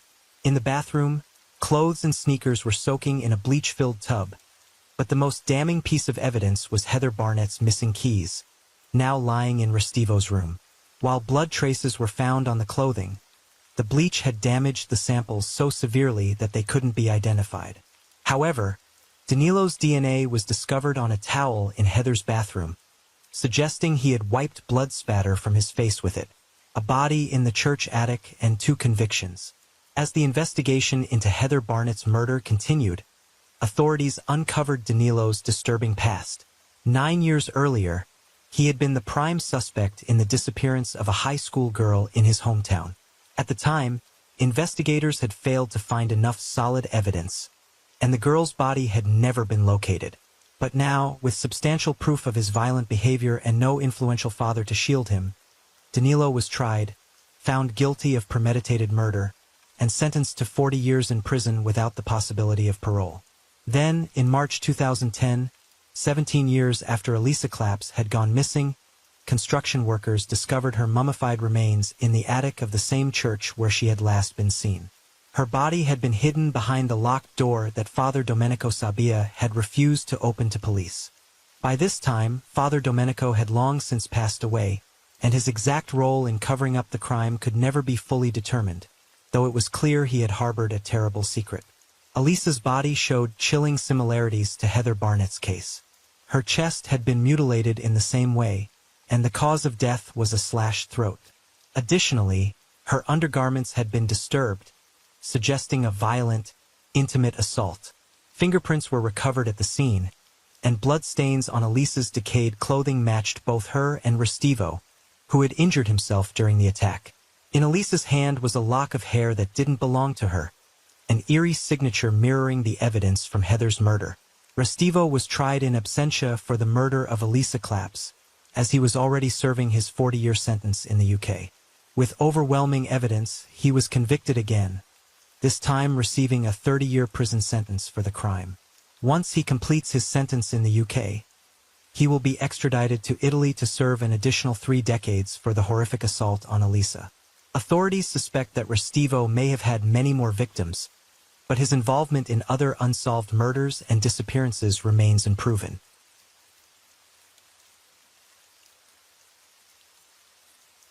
Story 4. A young woman vanished without a trace, as if she had simply dissolved into thin air. Everything around her seemed perfectly ordinary, but one morning she just didn't come home. There were no calls, no signs, only a haunting silence and a flood of unanswered questions. What could have happened in those few hours? Who was the last person to see her?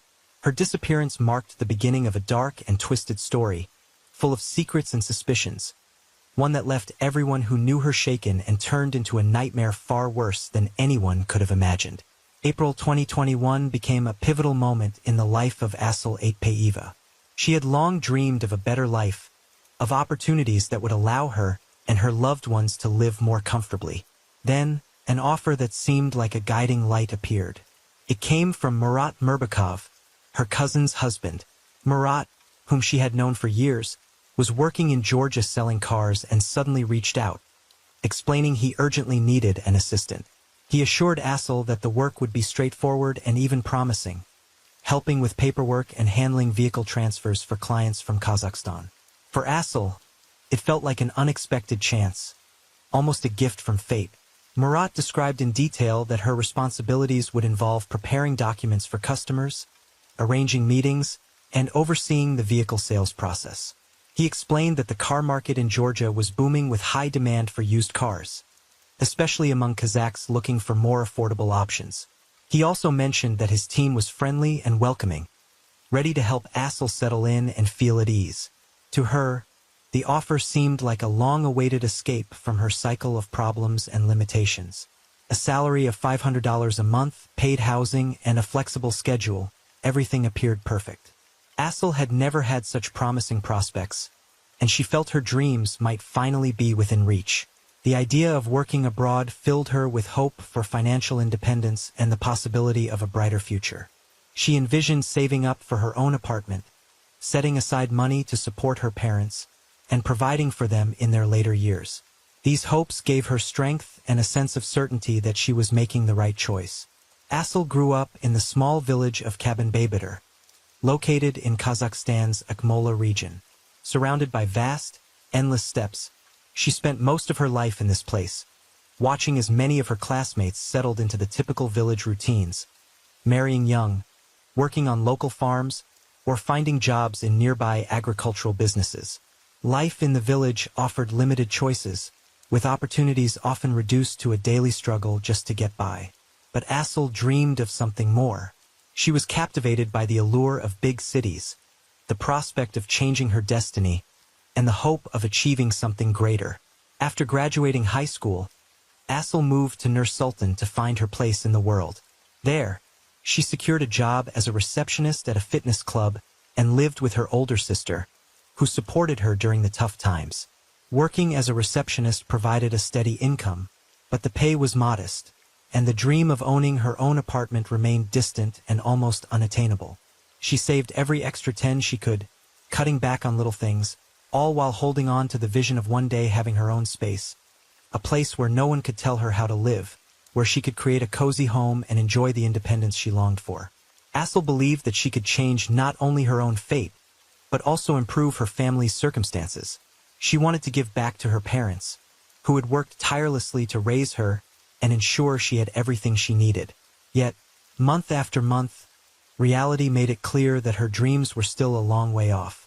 She knew that in her homeland, reaching the level of financial stability needed to provide for herself and her loved ones would be nearly impossible.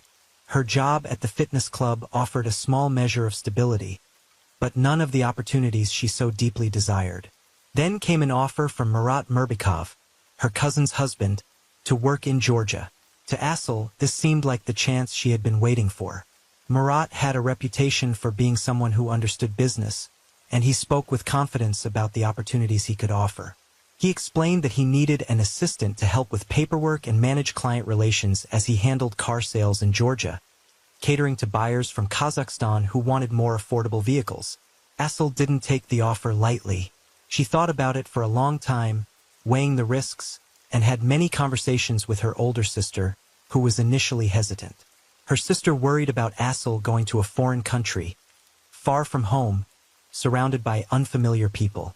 Murat, however, was persuasive, assuring them that Georgia was safe, that he would personally look out for her, and that the job could be a great stepping stone toward a brighter future. Despite understanding the risks, Asıl's desire to change her life outweighed her fears and doubts. She couldn't shake the feeling that this might be her one shot to break free from the limitations of her current situation. She knew it wouldn't be easy, but she believed she could face any challenges that came her way, confident that this was her chance to transform her future. Asıl made the decision to accept the offer, despite all her doubts and anxieties. This was her opportunity to break free from her routine, and she was determined to make the most of it. Asıl's family supported her, even though they couldn't provide much financial assistance. Her parents and sister did everything they could to back her emotionally, sharing in her hopes and dreams, despite living modestly themselves. At the time, Asıl had no way of knowing that this opportunity would set off a chain of unpredictable events that would change everything. Soon after, Asıl flew to Georgia, filled with a mix of excitement and hope. This move felt like the beginning of a promising new chapter in her life. Upon arriving, she moved into an apartment in Rustavi, owned by Murat Merbkov. The apartment was small and furnished with older pieces, but Murat reassured her it was just temporary, a place for her to stay until she got settled and found something better. At first, Asıl kept in regular contact with her family, sharing her experiences about her new life. She described the city with its old streets and unique architecture, and enthusiastically spoke about the local cuisine she was trying. Even the little things, like evening walks through Rustavi, delighted her. Everything seemed so fresh and intriguing. Her voice carried a genuine sense of excitement, and she sounded happy and confident in her decision. Whenever she called home, her mother could hear the joy in her voice. Asıl spoke fondly of the local customs and the people she met, who seemed warm and welcoming. However, a few weeks later, things started to change. Asıl began calling less frequently, and her conversations grew shorter and more guarded. There were traces of exhaustion in her voice, and at times, a hint of worry she seemed to be hiding. When her mother asked if anything was wrong, Asıl gave vague answers, usually blaming work for her fatigue. She insisted that everything was fine, but her words sounded less convincing than before. Her mother grew increasingly uneasy, trying to reach her daughter more often, but many calls went unanswered. Each conversation grew more brief and restrained, raising even more concerns among her family. One day, Asıl's mother managed to reach her through a video call. She waited anxiously for the screen to show her daughter's face. Instead of the familiar setting, the screen revealed a room she didn't recognize. The space appeared disorganized and unsettling. Belongings were scattered around, and the furniture looked like it had been hastily rearranged, as if someone had left in a rush or didn't care about keeping things tidy. Alarmed, her mother asked what was going on and why the room looked that way. Asıl offered no clear explanation, brushing it off with excuses about being busy, and she ended the call quickly, mentioning she had a lot of work to do. Her mother's worry only deepened, her sense of dread growing stronger with each unanswered question and each brief, evasive conversation.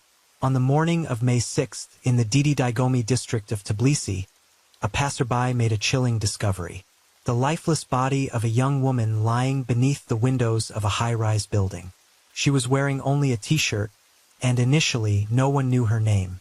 But soon, investigators would identify her as Asıl Atpayeva. Her final words, sent as a voice message to her best friend, would become a crucial piece of evidence in the case. In the hours leading up to that tragic moment, repeated attempts to contact Asıl had gone unanswered.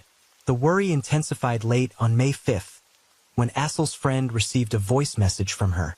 In the recording, a man's voice could be heard speaking harshly to Assel, accusing her of using him for her own benefit. The man called himself Besso. His tone was filled with anger, and he made threats against Assel, blaming her for betraying him and insisting that she would have to pay for it. When Assel's friend heard the message, she was overcome with a sense of dread. Fear for her friend's safety gripped her, and she knew things were getting dangerously out of hand. In the same message, Assel revealed that Besso had resorted to physical aggression, leaving her terrified and shaken. She spoke about having nowhere to run, feeling trapped, and being at a complete loss as to where to turn for help. The friend tried to call her back immediately, but the calls kept failing, and Assel did not respond, only deepening the growing fear. Meanwhile, suspicions began to circle around Murat Mirbekov, a distant relative of Assel, who had lured her to Georgia with the promise of work. Investigators would later uncover that Mirbekov had taken advantage of Assel's vulnerable situation twice, subjecting her to severe mistreatment and violating the trust she had placed in him. He exploited the fact that she was alone in a foreign country with no support system. After this, he handed her over to a man named Besso, either in exchange for a car or for some promised payment.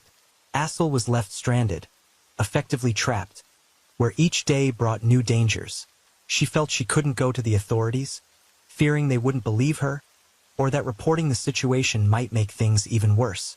The isolation and helplessness were overwhelming, and any possible escape seemed out of reach. Her final conversation with her friend revealed the depth of Assel's fear for her life. Desperation and terror filled her voice, and she had no idea how she could ever get out of this situation. Her friend wanted to help, but was powerless to intervene in time. On the morning of May 6th, Assel's body was discovered under the windows of that high-rise building. The identity of the man connected to the tragic case of Assel Apeiva was confirmed by Georgian authorities. He was Besik Tordabayev, known in criminal circles as Besso, a 57-year-old Georgian resident with a troubled past. He had previously served a 10-year sentence for car theft and had a reputation for aggressive behavior. By the time Assel's death came to light, Besso had already left Tbilisi and was heading toward the border, attempting to evade capture. However, the police acted swiftly, and within a day, he was apprehended. Meanwhile, Murat Mirbekov, the man who had invited Assel to Georgia, returned to Nur-Sultan immediately upon hearing of her passing, seemingly trying to avoid any consequences. Assel's family, friends, and the authorities were left in a state of uncertainty, struggling to piece together the events that had led to her untimely death. A few days before the tragedy, Assel had reached out to a friend, asking for a loan of 100,000 tenge, about $220, to cover travel expenses. She did not contact her family, likely not wanting to worry them, though her desire for independence ultimately worked against her. Her friend was unable to assist due to a lack of funds, a detail that later raised more unsettling questions among those close to her. The Georgian police initially leaned toward the theory that Assel had intentionally jumped from the window, but her family strongly disagreed. They knew Assel as a lively, optimistic young woman who was making plans for her future. She had believed that the job opportunity in Georgia would help her improve her financial situation and bring her closer to achieving her dream of owning her own apartment. The police's conclusion seemed unthinkable to them. Her mother was particularly alarmed by injuries on Assel's body that didn't align with a typical fall from a great height.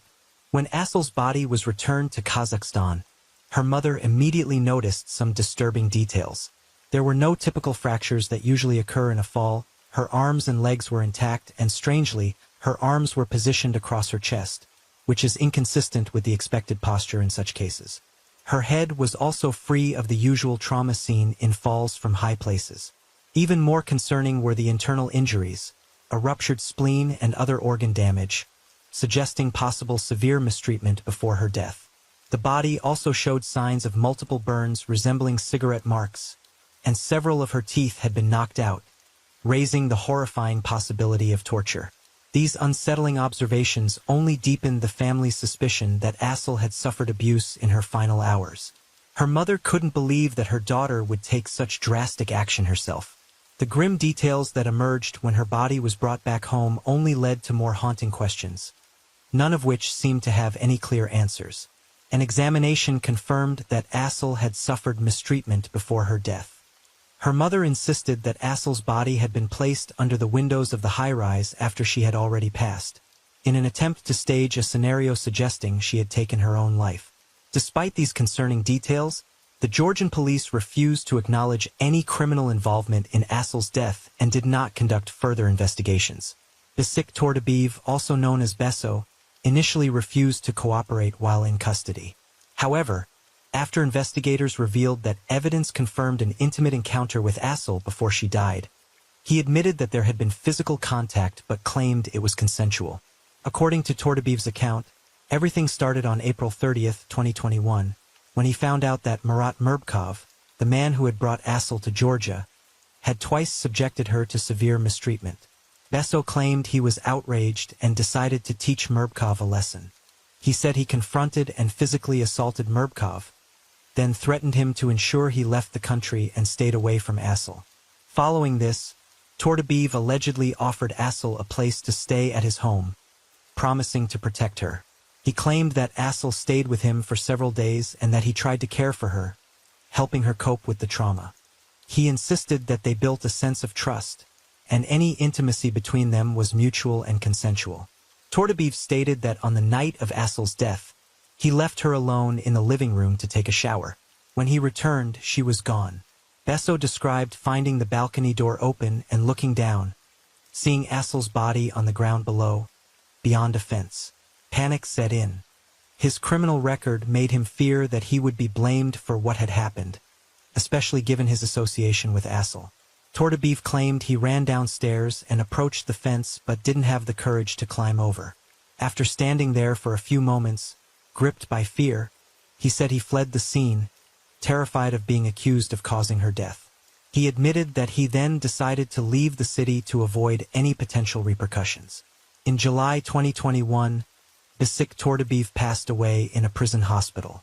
The official cause of death was listed as a heart attack, but Assel's mother insisted that he had been assaulted.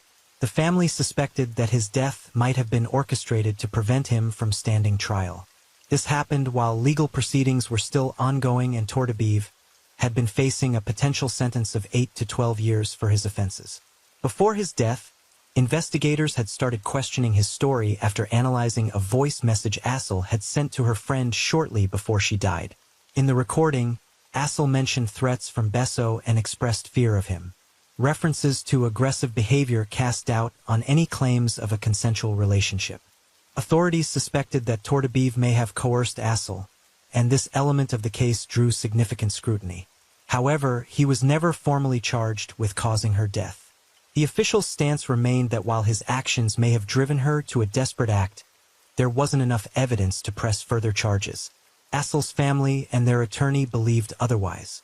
They were convinced that she had been killed and that her death had been staged to appear as though she had taken her own life. This belief was supported by the injuries found on her body and details of her fall, which didn't align with what would typically result from a leap from such a height. Murat Murbkov was apprehended upon his return to Kazakhstan. He was charged with aggravated assault and human trafficking.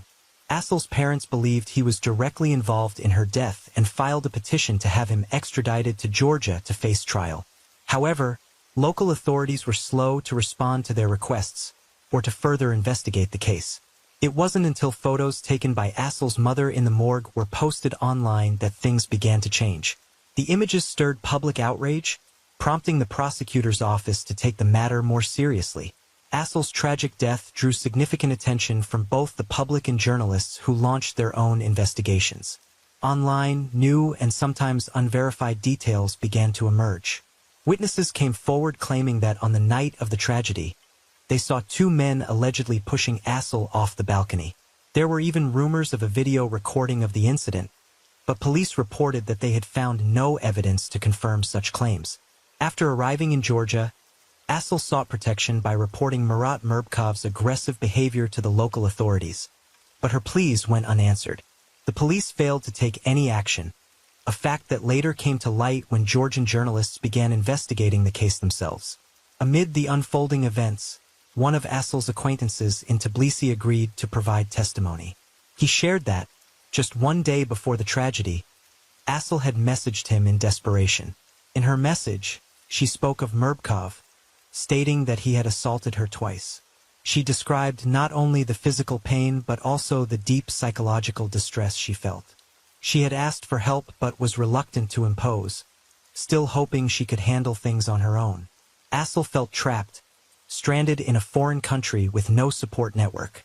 She told her acquaintance that she was afraid of Murbkov but was trying to stay strong. She often mentioned feeling as though she was in a hopeless situation, yet she continued to believe she could find a way out. The investigation also uncovered additional details. Murbkov had not only offered Assel a job in Georgia, but had approached other young women from Kazakhstan with similar promises. He had assured them of high pay, housing, and career opportunities. Fortunately, none of them had accepted his offer. To some, he had sent particularly persistent messages, emphasizing the supposedly unique opportunities he could provide, but every one of the women had declined. Their families later expressed deep gratitude for their foresight, believing it had saved them from a potentially dangerous situation. By late July 2022, the case took a significant turn. Georgian forensic specialists conducted further analysis and discovered traces of Murbkov's DNA on Assel's clothing, an important piece of evidence. This supported witness statements and substantially strengthened the prosecution's case in court. In the end, the new evidence gathered through forensic analysis, combined with the work of investigative journalists, began to paint a clearer picture of what Assel had endured in the final days of her life. Despite the many obstacles, the truth was gradually coming to light. The trial of Murat Murbkov in Nur-Sultan became one of the most talked about events in Kazakhstan. Georgian investigators, who were invited to the proceedings, presented their collected evidence and findings, drawing even more public attention to the case. When Murbkov appeared in court, the tension in the courtroom was palpable. Despite the overwhelming evidence against him, he continued to insist he had no involvement in Assel's death or in any aggressive behavior toward her. He claimed he was innocent, asserting that he was the victim of false accusations. His detached demeanor and complete lack of remorse left those present bewildered and outraged. Murbkov's elderly parents, aware of the gravity of the situation, decided to offer an apology to Assel's grieving family. They hoped that their gesture might bring a small measure of comfort to the victim's loved ones. However, Murbkov himself remained uninterested in any attempt at reconciliation and continued to deny any wrongdoing. The prosecutor's statement was firm and unrelenting. He presented a narrative suggesting that Murbkov, in an attempt to strengthen his ties with a powerful Georgian figure named Bazik Turtabev, had handed Assel over to him for personal gain. The prosecutor emphasized that Murbkov was fully aware of Turtabev's criminal history and violent tendencies, and he knew he was putting Assel in serious danger. Turtabev was notorious, with such a fearsome reputation that locals avoided any interaction with him. The prosecutor argued that Assel was subjected to continuous pressure and that the horrifying events that led to her tragic end were a result of her desperate attempts to escape an unbearable situation. She had been pushed to the brink, seeing no way out and experiencing extreme distress and hopelessness. During the trial, it was revealed that Murbkov was already a father of two, and his wife was expecting their third child. The court considered these circumstances as mitigating factors, implying that having a family should have dissuaded him from committing crimes. However, despite these details, witness testimonies and the evidence presented clearly pointed to his involvement in serious offenses. It became apparent that neither his family responsibilities nor his role as a father had stopped him from engaging in cruel acts. On August 2, 2022, the court delivered its final verdict. Murbkov was found guilty of human trafficking and acts of aggression. He was sentenced to 15 years in a maximum security prison. Additionally, the court ordered Murbkov to pay Assel's parents 5 million tenge, around $10,500, as compensation for the emotional damage inflicted. This amount was a symbolic acknowledgement of the pain and suffering endured by her family, even though no financial settlement could ever make up for the loss of their daughter. Despite the verdict and the compensation, Assel's family remained dissatisfied with the outcome. They firmly believed that the case was far from resolved and that Assel had been the victim of a calculated crime.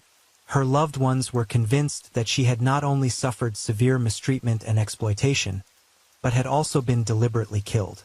Even after the conclusion of the trial, with a guilty verdict and compensation awarded, the court proceedings failed to alleviate the family's doubts or provide true closure. They continued to hold onto the belief that the full truth had not yet come to light and that Assel's case deserved further investigation.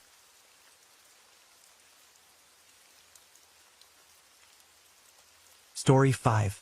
On Sunday, December 4, 2016, 32-year-old Rosemeyer Silva and her 30-year-old fiancé, Uderlai Damasceno, were getting ready for their wedding ceremony set to take place in a picturesque rural area near São Paulo. Rosemeyer had planned an impressive surprise, a dramatic entrance by helicopter to dazzle the guests and her future husband. But just moments before the ceremony was set to begin, an unforeseen tragedy turned everything into a nightmare. Rosemeyer was a 32-year-old nurse assistant, born and raised in São Paulo in a large family. From an early age, her parents instilled values of kindness and caring, guiding her toward a career dedicated to helping others. Colleagues often praised her hard work, patience, and warm demeanor, and patients always felt they had her full attention. Outside of work, Rosemeyer was an active, joyful individual who enjoyed socializing with friends, participating in charity events at her local church, and ensuring her loved ones felt happy and secure. Rosemeyer had dreamed of her wedding day since childhood. In her mind, she envisioned walking down an aisle adorned with flowers, surrounded by the smiles of friends and family, dressed in a stunning white gown. These dreams had motivated her to save money diligently for the perfect celebration. One special touch she planned was her grand arrival by helicopter, a surprise that would captivate everyone in attendance. Audirly, then 30, was a mechanic who also hailed from São Paulo and grew up in a hardworking family that valued honesty and simplicity. From a young age, he showed a keen interest in mechanics and gradually built a career as a skilled professional. Audirly was known for being calm, composed, and dependable, with a reputation for always doing his job with integrity. He had previously been married, a union that ended in divorce, but he maintained a strong relationship with his daughter from that marriage, spending as much time with her as possible. The two met at an evangelical church, and while their connection wasn't immediate, it soon deepened. Initially, they approached their conversations cautiously, like two strangers unsure of their commonalities. However, their bond grew quickly, revealing that they were indeed meant for each other. The couple began dating in 2015, and within a year, Audirly proposed, a moment that Rosemary joyfully embraced, preparing for the wedding. When Rosemary and Audirly announced their engagement, they dove into planning their wedding. Rosemary was determined for everything to be perfect, from the choice of flowers and music to the seating arrangements and venue decorations. This day was meant to be a fairy tale, and Rosemary envisioned each guest reminiscing about it with joy. One aspect of the wedding, however, stood out. Rosemary planned an unforgettable surprise, her dramatic arrival by helicopter.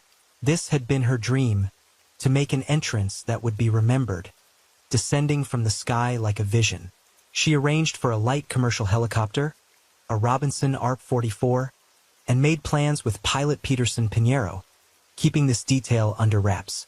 Only 6 people, including her brother Silvano Silva and photographer Nela Cristina Neves, who was set to capture the moment, knew of the plan. The final hours before the flight. On the morning of her wedding day, Rosemary woke up early, unable to sleep due to excitement. At the beauty salon, she was met with smiles and congratulations as the stylists carefully worked on her hair and makeup. All the while, she imagined her grand entrance, descending from above and seeing the awe on her guests' faces. This vision had occupied her mind for months. She knew the surprise would be the highlight of the day. By 2 p.m., dressed in her white wedding gown, Rosemary headed to a nearby town where the helicopter would take off. With her was her older brother Silvano, a 40-year-old who had always been her pillar of support. Although he, like many in their family, was uneasy about the flight, he couldn't deny his sister her wish. Photographer Nela, who was expecting a child, joined them, ready to document every joyful moment. By 3:30 p.m., the helicopter took off, Initially, the flight was smooth. Rosemary sat beside her brother, holding his hand and smiling in anticipation of the moment she would see her fiancé and their guests. Nayla captured it all on video, ensuring every glance and smile would be immortalized in their wedding album. The shift in the skies. But soon things changed. The weather began to deteriorate as clouds gathered, followed by fog and rain. Despite this, the pilot remained confident in his abilities and continued. Below them were stretches of forest and roads, and the passengers, still unaware of the impending danger, chatted calmly. Moments leading up to the tragedy. Meanwhile, at the ceremony site, a subtle restlessness grew. Guests had gathered and were waiting for the event to begin. The officiant informed Outierly that his bride was running slightly late due to the changing weather conditions. Standing by the arch, Outierly fidgeted nervously with the fabric of his suit, not knowing where Rosemary was, but certain she would arrive any minute. The officiant, who was aware of the surprise, maintained a composed demeanor and spoke occasionally with the organizers to ensure everything was proceeding as planned. Yet, as the minutes ticked by, the organizers' concerns started to mount. By 4 p.m., the absence of the helicopter began to seem ominous. Tension on board. As the helicopter soared through worsening weather, the atmosphere inside grew tense. Visibility was dwindling, and the pilot had to rely on instruments to navigate through the dense fog. Silvano, already uneasy about flying, showed clear signs of anxiety, gripping Rosemary's hand tightly as she tried to reassure him. Nayla, the photographer, kept recording, but her camera occasionally shook, betraying the tension that had overtaken everyone on board. Approaching the venue, the pilot attempted to descend to locate a safe landing spot. However, with visibility severely compromised, the maneuver turned risky. Suddenly, the helicopter's tail clipped a tree, triggering an uncontrollable descent. Just over a mile from the wedding site, the helicopter crashed, igniting on impact. The growing concern at the wedding. As time ticked by, those in on Rosemary's surprise plan began to feel a sense of foreboding. Carlos Eduardo, the wedding coordinator who had helped organize the flight, called the helicopter company to check on its status. He was told that the flight had departed as scheduled and should have already arrived. This response deepened his worry, prompting him to try contacting the pilot directly. Every call went unanswered. The phone rang out without response, and Carlos and the other organizers scrambled to find alternative ways to track the helicopter's whereabouts. The company's staff also attempted to reach the pilot, but without success. Meanwhile, whispers and worried glances spread among the guests as they noticed Carlos's anxious demeanor. While no one wanted to spark alarm, the atmosphere grew thick with unease. The moment of realization. Another 15 minutes passed, and the anxious waiting turned to rising panic. The organizers decided to reach out to local authorities, trying to find out if there had been any reports of an incident nearby. That's when they received news confirming their worst fears, a report of a helicopter crash close to the wedding location. Although it was not confirmed if it was the same flight carrying Rosemary, the information alone was enough to send a chill through everyone involved. Carlos Eduardo, unsure of how to break the news to the groom, confided in the pastor. Together they approached Udurl to share what they knew. There had been a report of a possible helicopter crash just a few miles away. At first, Udurl struggled to comprehend. He hadn't even known that Rosemary planned to arrive by helicopter.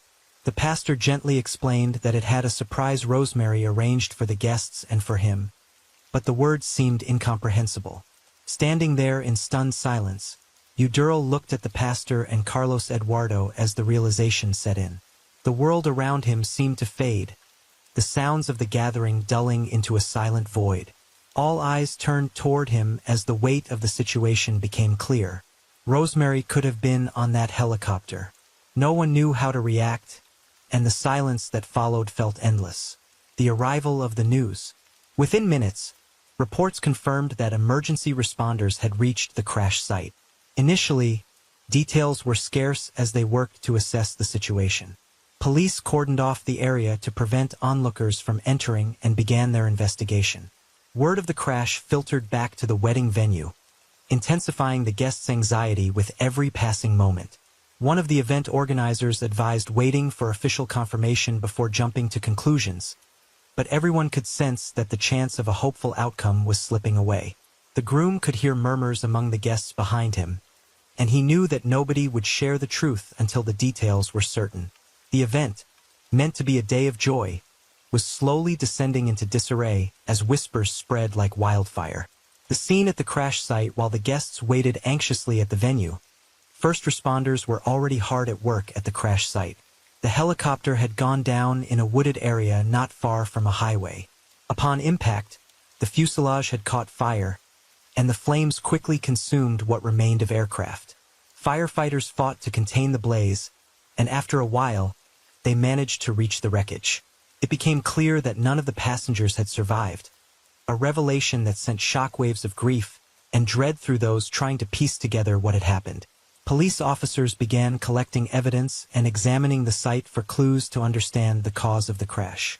Debris was scattered across a confined area, and one officer discovered a camera that had continued recording even after the impact. The footage could potentially provide crucial insights into the final moments of the flight, but for now, the reason behind the tragedy remained unknown, returning to a harsh reality. When the official confirmation of the crash finally reached the wedding venue, the hope for a miracle was shattered. The pastor, with a heavy heart, approached Udural and broke the devastating news. Pain etched itself into the groom's expression as he struggled to comprehend what he was hearing. In that moment, the world seemed to collapse around him, and those who stood by his side were left in stunned silence, unsure how to respond to such overwhelming grief. Guests stricken by shock. The guests, who had arrived to celebrate love and happiness, now stood in stunned silence, uncertain of what to say or do. The ceremony, anticipated with so much joy, had devolved into a scene of disbelief and sorrow. What was meant to be a beautiful day was now a harsh reminder of how quickly a single error or unforeseen event could unravel lives and plans in mere moments. Investigative efforts begin. Investigators from Brazil's National Civil Aviation Agency commenced their analysis of the flight data and began gathering witness statements. Those who had attended the wedding or were aware of Rosemeyer's plans were of particular interest. The inquiry aimed to uncover not just the technical reasons behind the crash, but also the motivation for her decision to take such a high-risk approach for her arrival. Aviation safety experts and police meticulously examined the wreckage. One of their first tasks was retrieving the flight data and reviewing recordings that could provide crucial insights. Determining why the helicopter veered off course and lost control was essential. While dense fog and worsening weather were potential factors, other possibilities were also on the table, such as pilot error or mechanical failure. Insight into the pilot's background. Witness accounts from those who knew the pilot, Peterson Pinheiro, added layers to the investigation. An experienced and highly regarded professional, Pinheiro was known for his caution and responsible handling of each flight. He had years of experience and had successfully completed many flights under challenging weather conditions. Colleagues noted that he was thorough in assessing risks before taking off. This background made the news of the crash all the more perplexing to those who worked with him. Many found it hard to believe that he could have made a critical mistake. However, the facts remained undeniable. In heavy fog and rain, the helicopter had clipped a tree and spun out of control. Investigators sought to piece together the final moments of the flight to determine if there had been any opportunity for a safe landing. Family in shock. While investigators worked at the crash site, the families of Rosemeyer and New Dearly were left grappling with unimaginable grief. Parents, siblings, and close friends struggled to accept that this tragedy had actually occurred.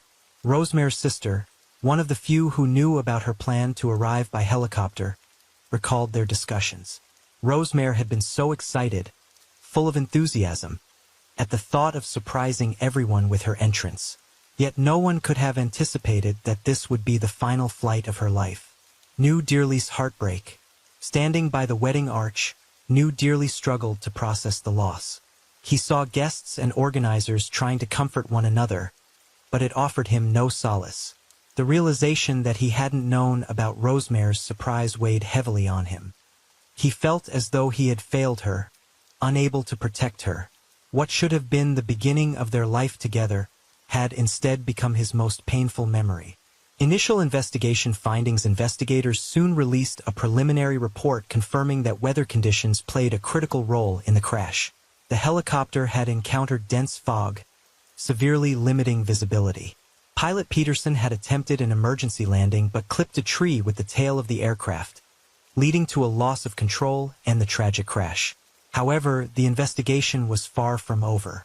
It was essential to determine why the helicopter was flying at such a low altitude, and why the pilot couldn't avoid the collision. The camera found among the wreckage could hold valuable clues for reconstructing the final moments of the flight, and experts began reviewing the footage. Painful as it was, this step was necessary to understand what had happened in those last moments. Aftermath. At the ceremony, as the guests slowly began to leave the venue, an eerie silence hung over the space. No one had the strength to speak. The organizers worked to coordinate with local authorities, while Uderlai's friends and family offered him as much support as they could. But lingering questions tormented everyone. Why did this happen? What could have caused such a devastating outcome? Rosemary's family was also reeling, struggling to come to terms with the tragedy. Her mother, who had always been her biggest supporter, couldn't accept that their morning conversation was their last.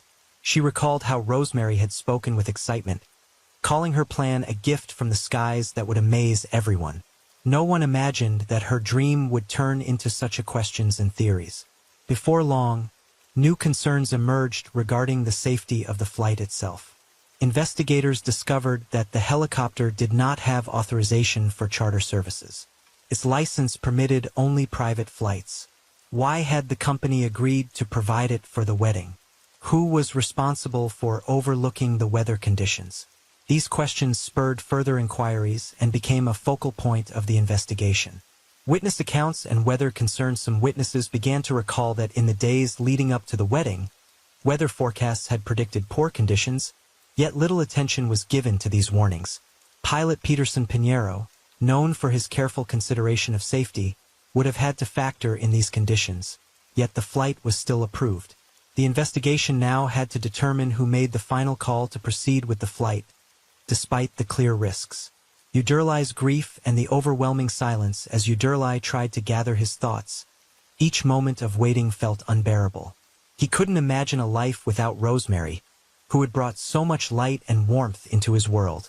Their journey, which started with shy glances in church, was supposed to lead to a life of shared happiness. Now it felt shattered, like a picture that could never be made whole again.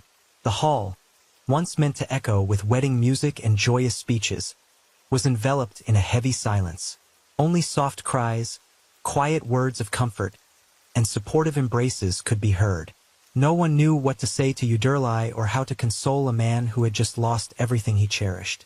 The investigation and its impact. The investigation continued for weeks, but the helicopter crash that claimed the lives of Rosemary, her brother Silvano, photographer Nayla, and pilot Peterson left a permanent scar on the hearts of their families and the wider community.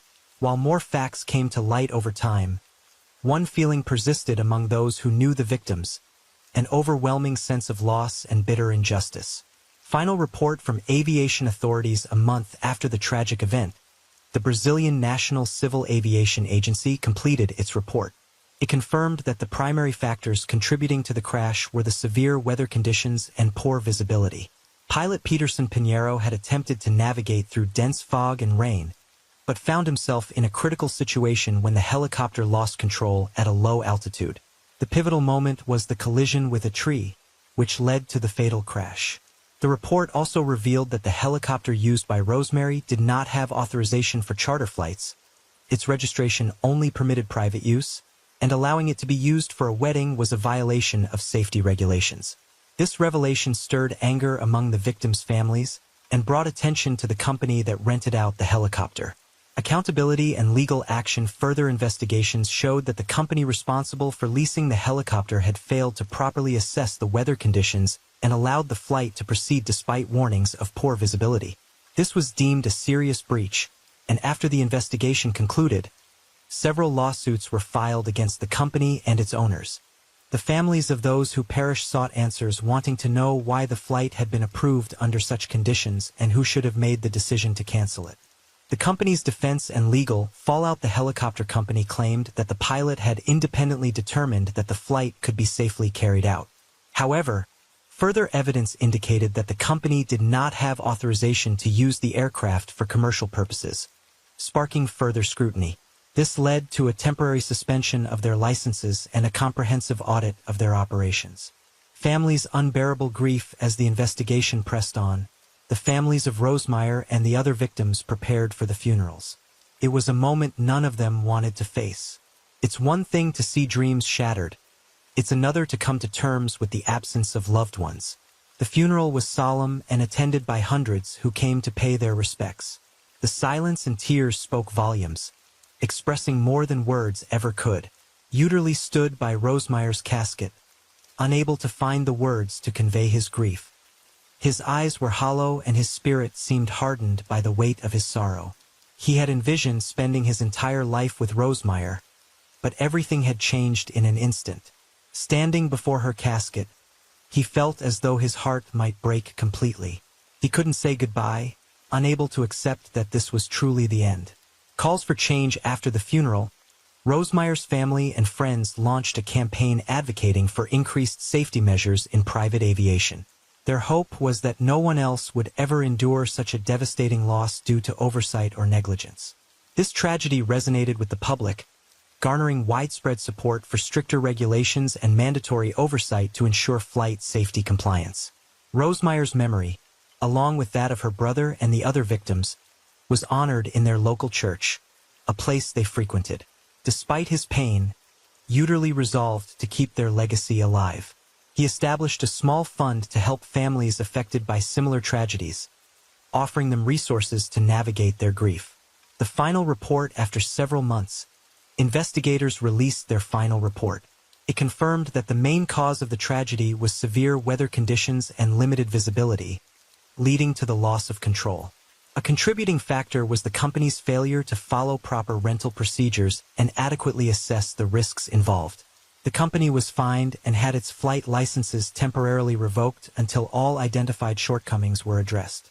Although the investigation provided many answers, it could not bring back those who were lost. While families received compensation, it did little to ease the pain of their grief. For Uterly and everyone who knew Rosemeyer, it was merely a symbolic gesture that couldn't undo what had happened. Months after the tragedy, life slowly resumed its usual rhythm for most. But for Uterly, this was impossible. He continued to go to work and meet with friends, but the spark that once lit his eyes was gone. The loss of Rosemeyer left a void in his heart that nothing could fill. In the evenings, he often found himself revisiting memories of the happiness they shared and wishing that day could have ended differently. What began as a dream for surprise revealed how fragile life truly is and how a single ill-fated decision can change everything. Rosemeyer wanted her wedding day to be unforgettable, and in a tragic way it was, but not in the way she had imagined.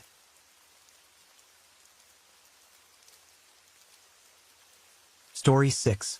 They were the couple no one could suspect of harboring dark secrets.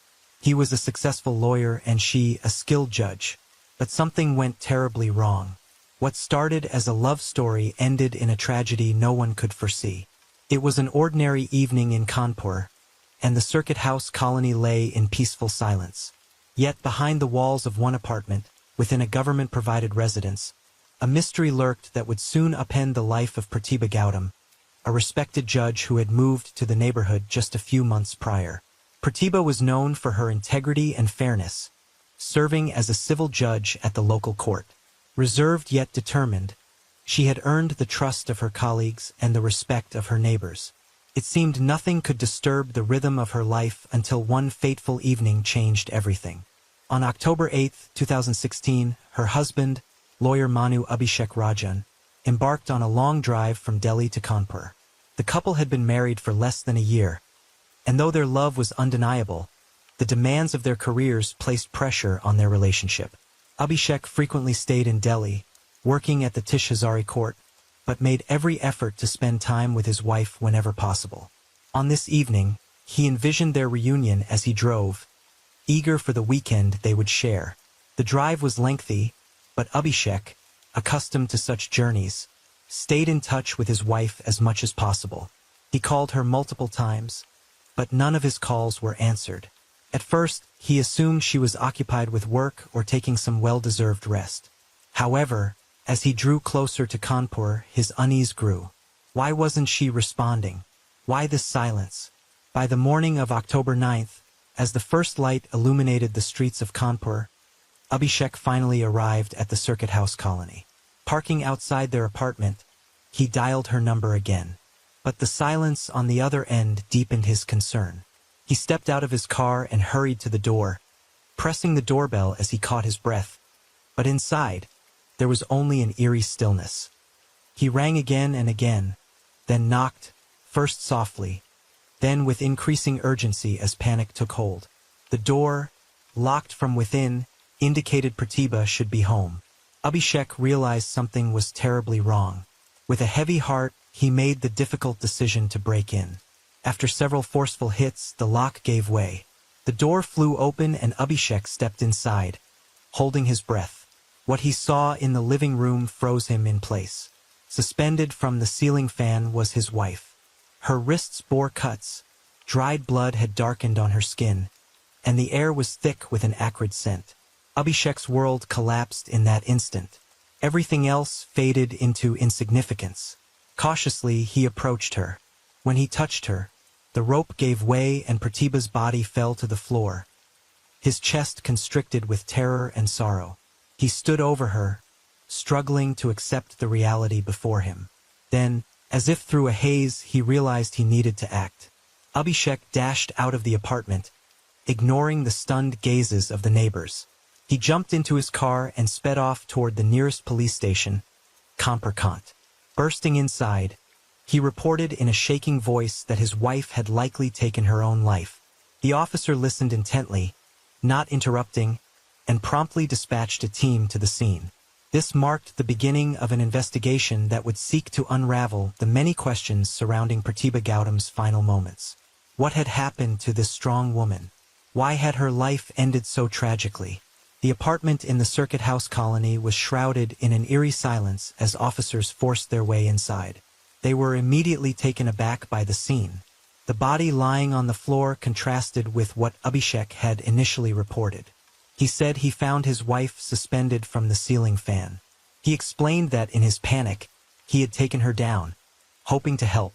But this detail raised questions, and the bloodstains on the floor and furniture only deepened their suspicions. Soon, senior officers and forensic experts arrived to begin collecting evidence. They took photographs and gathered physical clues while Abhishek stood by, his hands trembling and his face reflecting a mix of fear and shock. Outside, neighbors were starting to gather, exchanging uneasy glances and whispering about what might have transpired in the judge's home. Pratibha Gautam came from the small town of Orai in Uttar Pradesh. She was raised in a middle-class family where her father worked at a bank, and her mother instilled a sense of independence and perseverance in her and her younger sister. Pratibha's interest in law emerged early on, and after graduating high school, she moved to Lucknow to attend university. There, she not only completed her studies with distinction, but decided to pursue a career in the legal field. This ambition took her to Delhi, where she enrolled in graduate school with the dream of becoming a judge one day. It was in Delhi where her life took a significant turn. She met Manu Abhishek Rajan, a young and driven attorney who, like her, was aiming for professional success. Abhishek came from an influential family. His father, Judge Suresh Chandra Rajan, had a distinguished career, having served in various prominent institutions, such as the CBY and NGT. What began as simple conversations about career challenges and exam stress between Pratibha and Abhishek soon blossomed into something deeper: shared study sessions, hours spent in libraries, and long walks around the city. Their friendship evolved into a romantic relationship, and soon, they decided to marry. However, not everything went smoothly. When Pratibha told her parents about her intention to marry Abhishek, their reaction was strongly negative. They envisioned a higher status partner for their daughter, and felt that Abhishek, being just an attorney, was not suitable. The caste differences only added to their objections. Yet the couple's love was stronger than societal expectations, and they resolved to fight for their future together. In 2013, they both decided to apply for the junior judge examination. Pratibha dedicated herself fully to the preparation, spending nights studying, attending specialized courses and taking practice tests. Her hard work paid off. She passed the competitive exam and began her training. Unfortunately, Abhishek did not pass. It was a significant setback, but he chose to persevere, continuing his career as an attorney, focusing on criminal cases. Despite the disappointment, their relationship remained strong. In 2015, Pratibha Gautam started her position as an associate civil judge in Kanpur. It was a demanding and highly responsible role that required full dedication, but she quickly demonstrated she was up to the challenge. Her work ethic and fairness soon earned her the respect of her peers in the local court. Meanwhile, Abhishek Rajan continued his legal career at the Tees Hazari Court in Delhi, where his determination and professionalism garnered admiration from colleagues. On January 29, 2016, they made a bold decision. They secretly married at the Arya Samaj temple in Delhi. This was not an impulsive act, but rather a calculated step to take control of their future. They knew that neither family would approve of their union, so they decided not to inform them.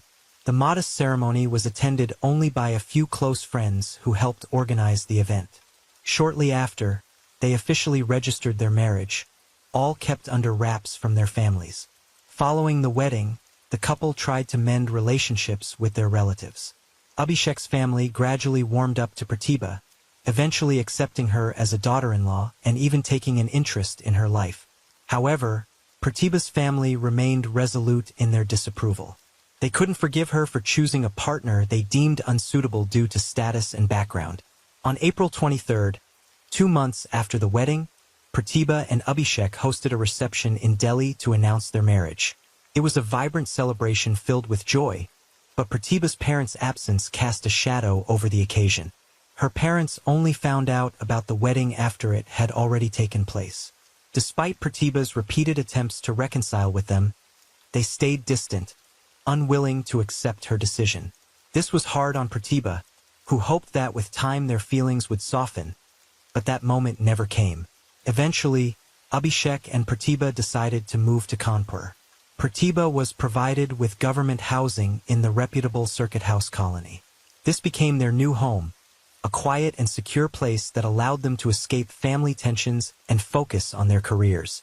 Abhishek stayed in Kanpur for a few months before returning to Delhi to continue his work. Their marriage had reached the 6-month mark.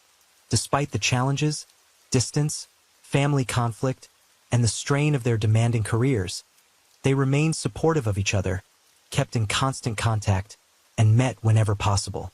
Pratibha and Abhishek cherished every moment they spent together, making plans, dreaming about the future, and believing their love could overcome any obstacle. On the morning of October 9th, Abhishek arrived in Kanpur to visit Pratibha and found her lifeless in their apartment.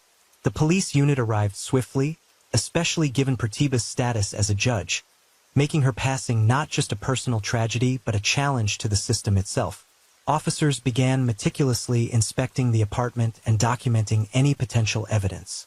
The scarf that had been around Pratibha's neck lay beside her body. Cuts on her arms raised many questions among investigators. What exactly had happened in that room, and why did the scene seem so unusual? Abhishek, trembling from shock and grief, provided his initial statement, recounting how he found Pratibha.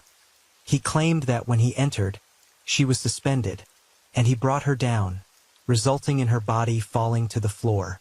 The police ordered a forensic examination to determine the exact cause and time of death, but even a preliminary review appeared highly suspicious. The combination of wrist lacerations and suspension as a method of self-harm seemed unlikely. Investigators noticed details that didn't align with standard cases. The neck injuries were deep, with 3 distinct marks in a linear pattern, suggesting deliberate force. The scarf had left an O-shaped mark, a detail that stood out.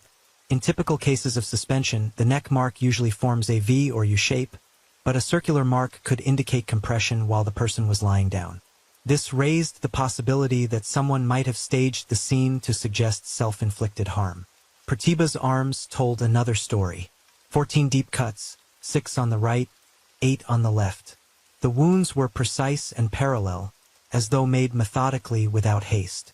This did not fit the usual profile, giving the police reason to doubt the simplicity of the situation. News of the tragedy spread quickly. Reporters and camera crews began gathering outside Pratibha's home. Her father, upon learning of her passing, was in profound shock. He and his immediately traveled to Kanpur, consumed by grief and confusion about what could have happened to their daughter. Pratibha's body was taken for an autopsy at a local hospital, but the process was marred by issues. Transporting a judge's body in temporary means drew criticism from colleagues and community members. Upon arrival, her body was left in a corridor corner until the examination could begin, leading to public disapproval and questions about the police's handling of the case.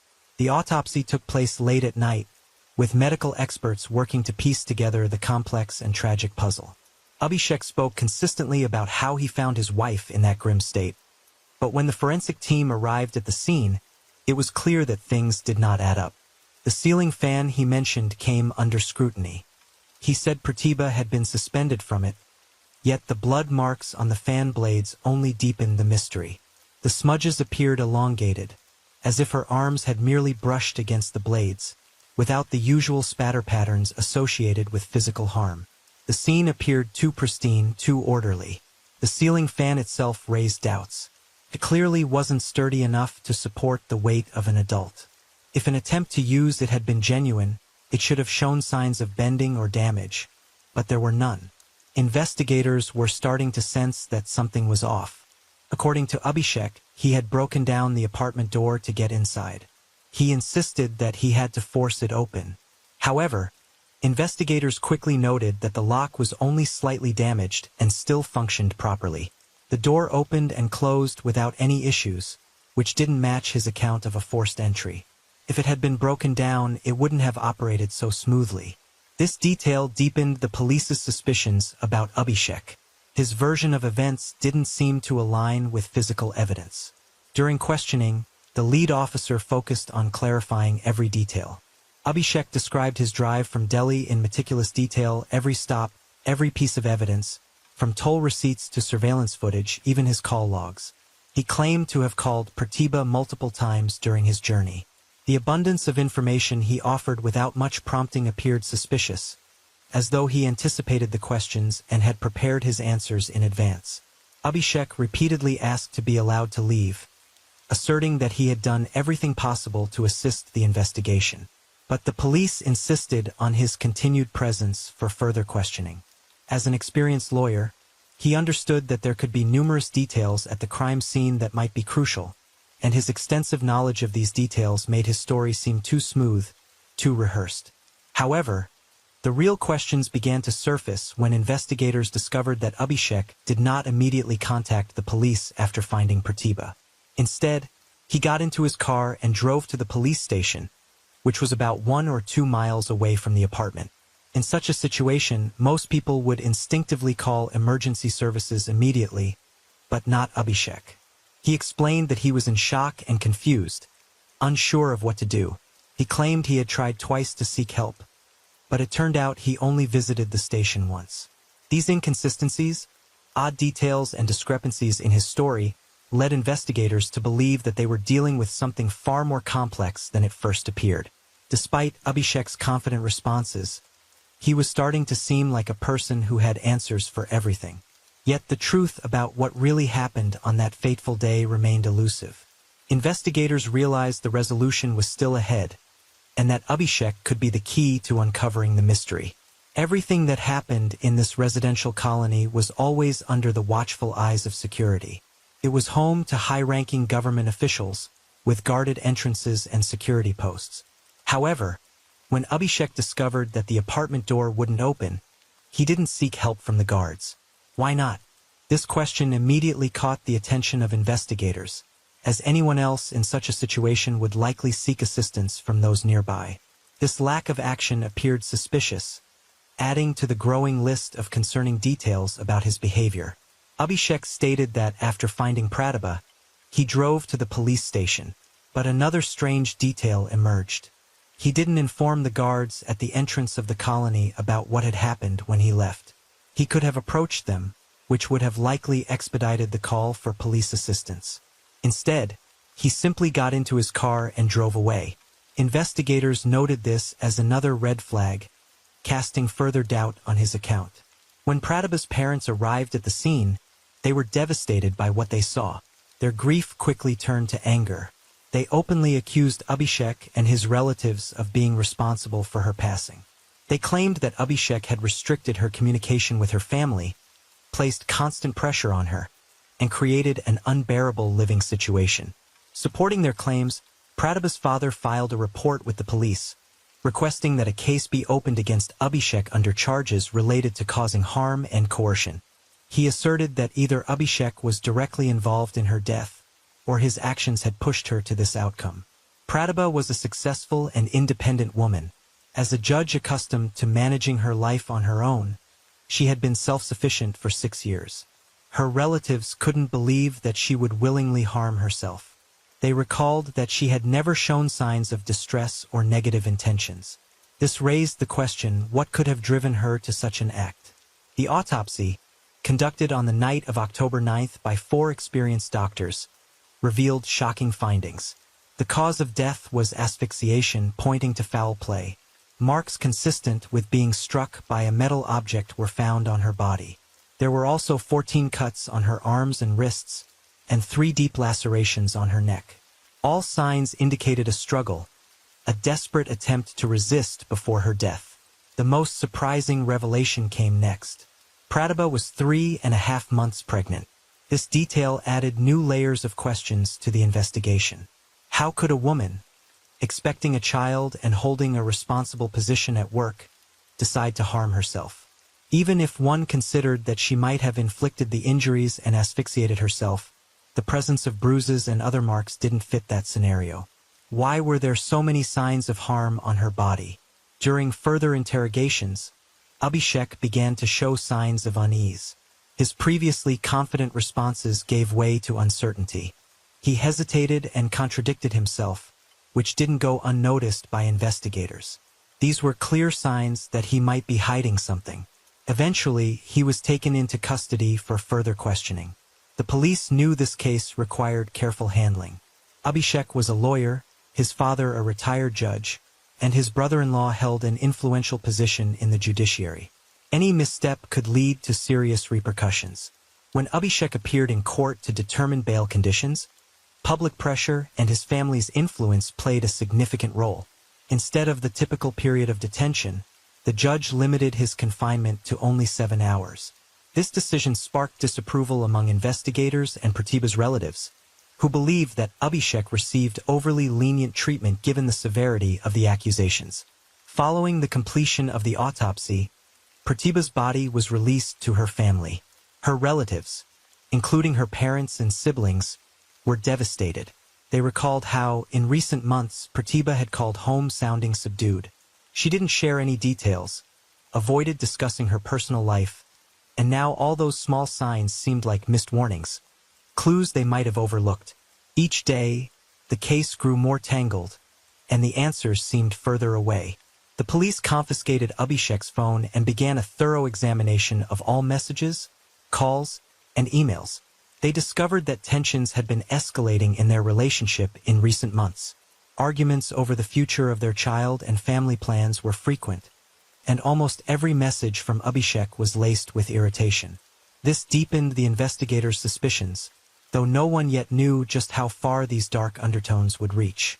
Under the investigators' scrutiny, Abhishek faced long hours of questioning. The pressure mounted, and each new question and piece of evidence added weight to his burden. One day, overwhelmed with exhaustion and on the brink of an emotional breakdown, Abhishek finally broke and spoke words that changed everything. He confessed. The words came reluctantly, as though pulled from deep inside, a painful, unwilling admission. His acknowledgement of his role in Pratibha's death came as a shock and horror. Abhishek revealed that years of jealousy and resentment had built up inside him, clouding his thoughts and emotions.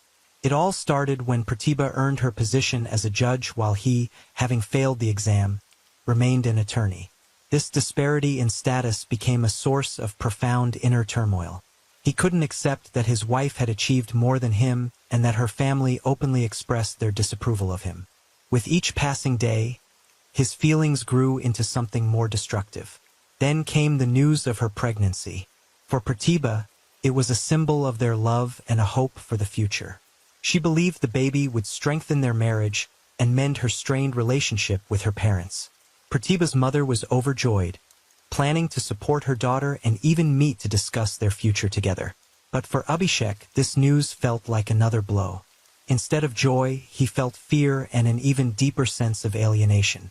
To him, the pregnancy represented further loss of freedom, more responsibilities, and an amplification of the rift that already existed between him and Pratibha. Abhishek's friends knew him as someone who preferred a carefree lifestyle. Parties, freedom, and minimal responsibility were all part of his character. Now, faced with the prospect of becoming a father, he was overwhelmed with fear. He began pressuring Pratibha to consider an abortion, but she firmly refused. Her unwavering desire to keep the child only intensified the tension between them.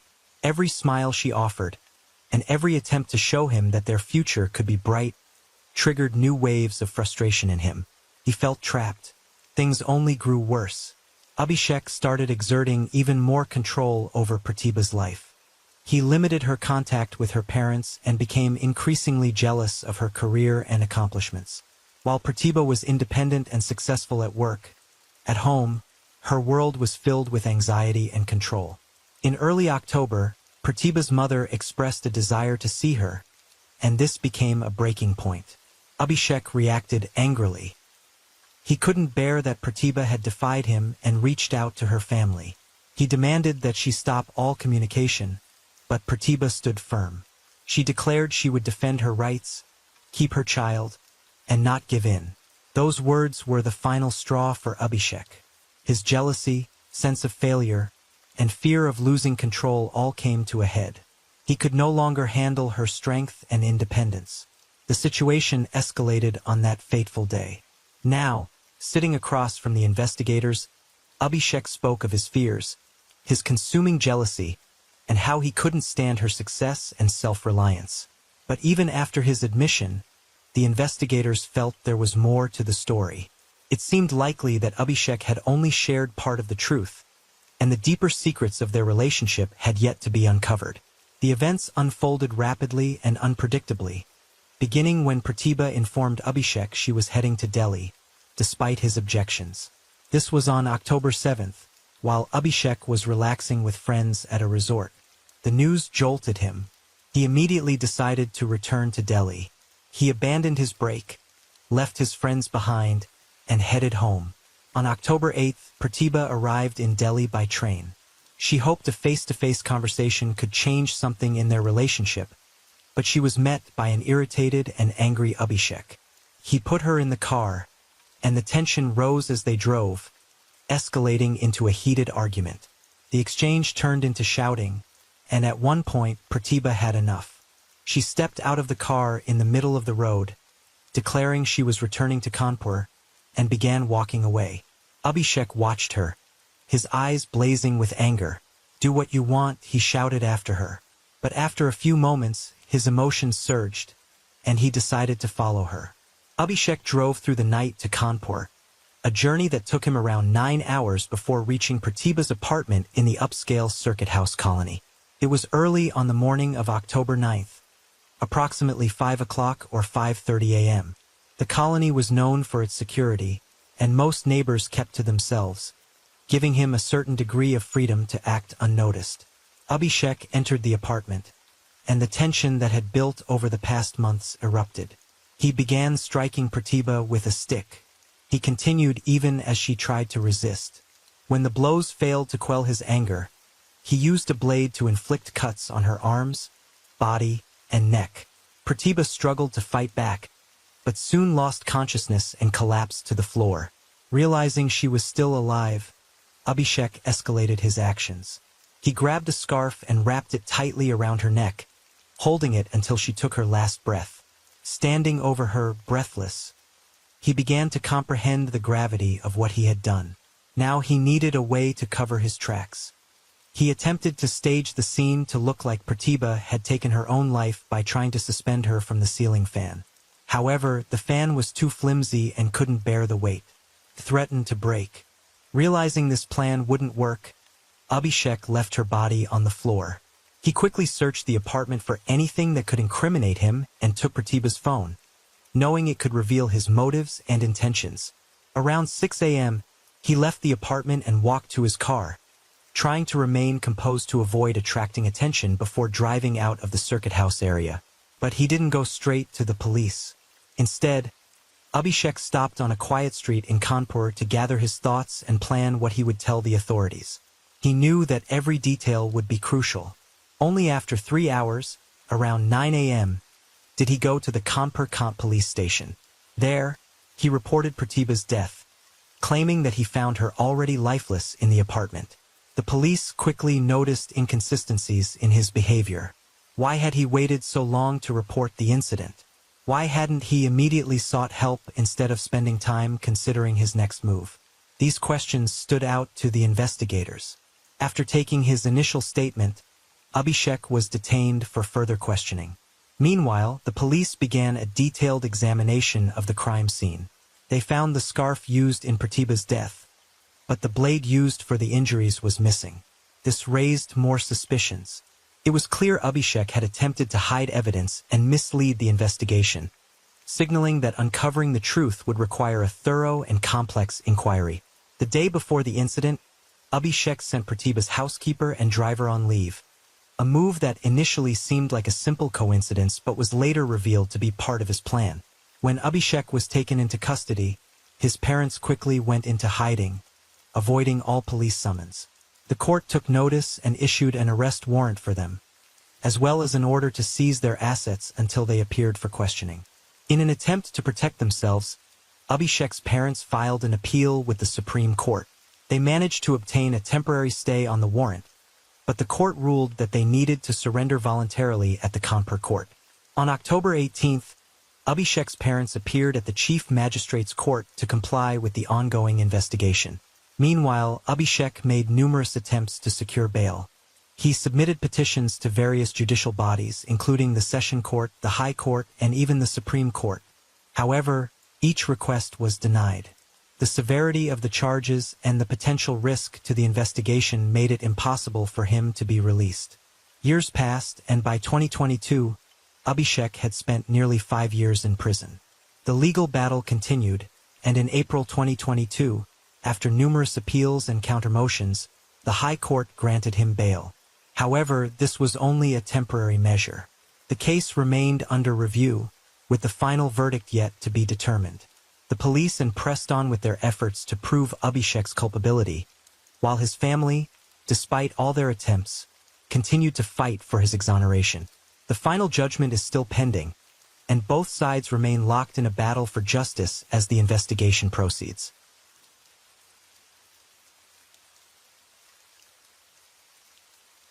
As the rain falls and the night deepens, thank you for being here with me at Radio Night Crime.